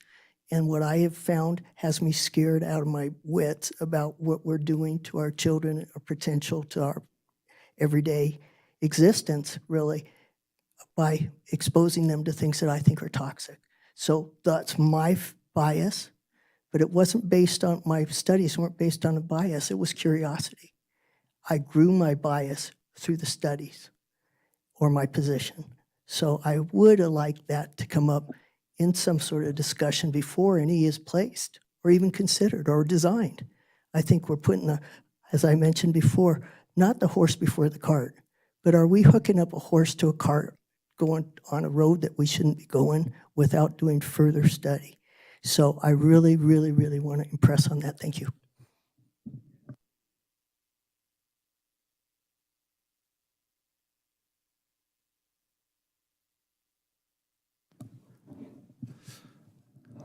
Michael Plansky, I'll be quick. I just want to second what Will McKissick requested, an agenda item. I guess I could clarify that we would like to present Carson Ridge as a model for sustainable disc golf course design.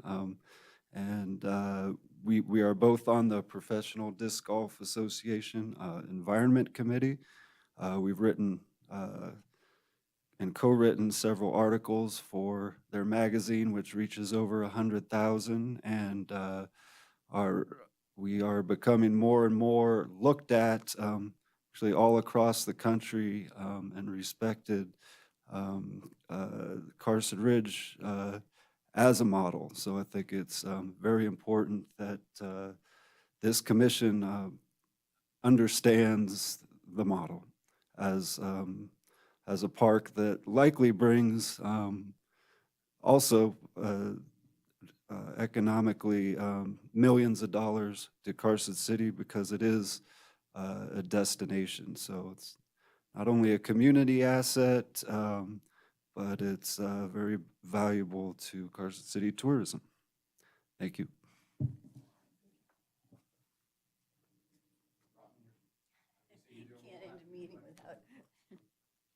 And get organized. Robin Orloff again, and I thank you all for your patience and tolerance and kindness. And this is an awesome board to try to make public comment intelligible in front of.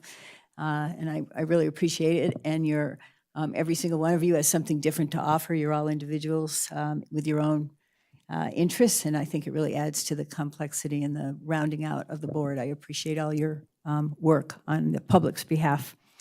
And back to Ronald Wilson, I wanted to explain the reason that I'm so concerned about it is I took clients out to do their rehab there. I take my old dogs there. There's a sidewalk around the whole thing. It's fairly flat. I took my elderly patients, my elderly parents there as well, adopted a dog there, so I introduced her to the park, and it's really awesome. And I'm glad to hear it's on pause, and maybe that could be, I'm sure it will be, an agenda item in the future. And I'm wondering about, do we ever do commemorative plaques for people that we name parks for? And it took me a lot of research to find out about Mr. Wilson. and I'll just read a little bit. He enjoyed working on parks projects with Steve Cassins, the former director of Carson City Parks and Rec. He had a yearning to help create and improve Carson City parks for all citizens to enjoy. And he was a purchasing agent for Carson City from 79 to 91. And in a letter to the Carson City Parks and Recreation Commission, his wife, Donna, said he was involved with several parks in the area, including Eagle Valley Golf, Aquatic Facility, Pony Express Pavilion, Edmund Sports, Centennial Park as project administrator. And working on, of all of his responsibilities, working on new parks and recreation facilities was one of his favorite endeavors. And even though the project could not be completed at the time, the park needed a name, and Donna Wilson's letter to the commission asking that a park be named for her late husband was met with positive approval. And on April 2nd, 1998, the park at the corner of Mark and James was named in memory. And when the Carson City Parks and Recreation was completed, the citizens stated they wanted natural parks. It was decided that Ronald D. Wilson Memorial Park would have a few firsts in that area, incorporating a natural park and a neighborhood park. Plant material would be of nature or naturalized variety, and pasture and revegetation grasses, and a large area of grass, large playground, benches, which is really nice when I take my patients out there. Lots of benches, and a picnic shelter. Earth tones are the theme of the park, and the colors will be greens and blues. And it was completed, I believe, in 2008. The park will be a tribute to a man who, his wife stated, truly loved his community and strived to make Carson City a better place to live. So I appreciate the park. I appreciate Parks and Rec for doing it, and it would be nice to acknowledge him perhaps. Thank you for your time. Thank you. So, seeing no other comments, are we all talked out up here on the, we are all talked out? Great, so do I have a motion to adjourn? For the second? Okay, here we go. Good night, everybody.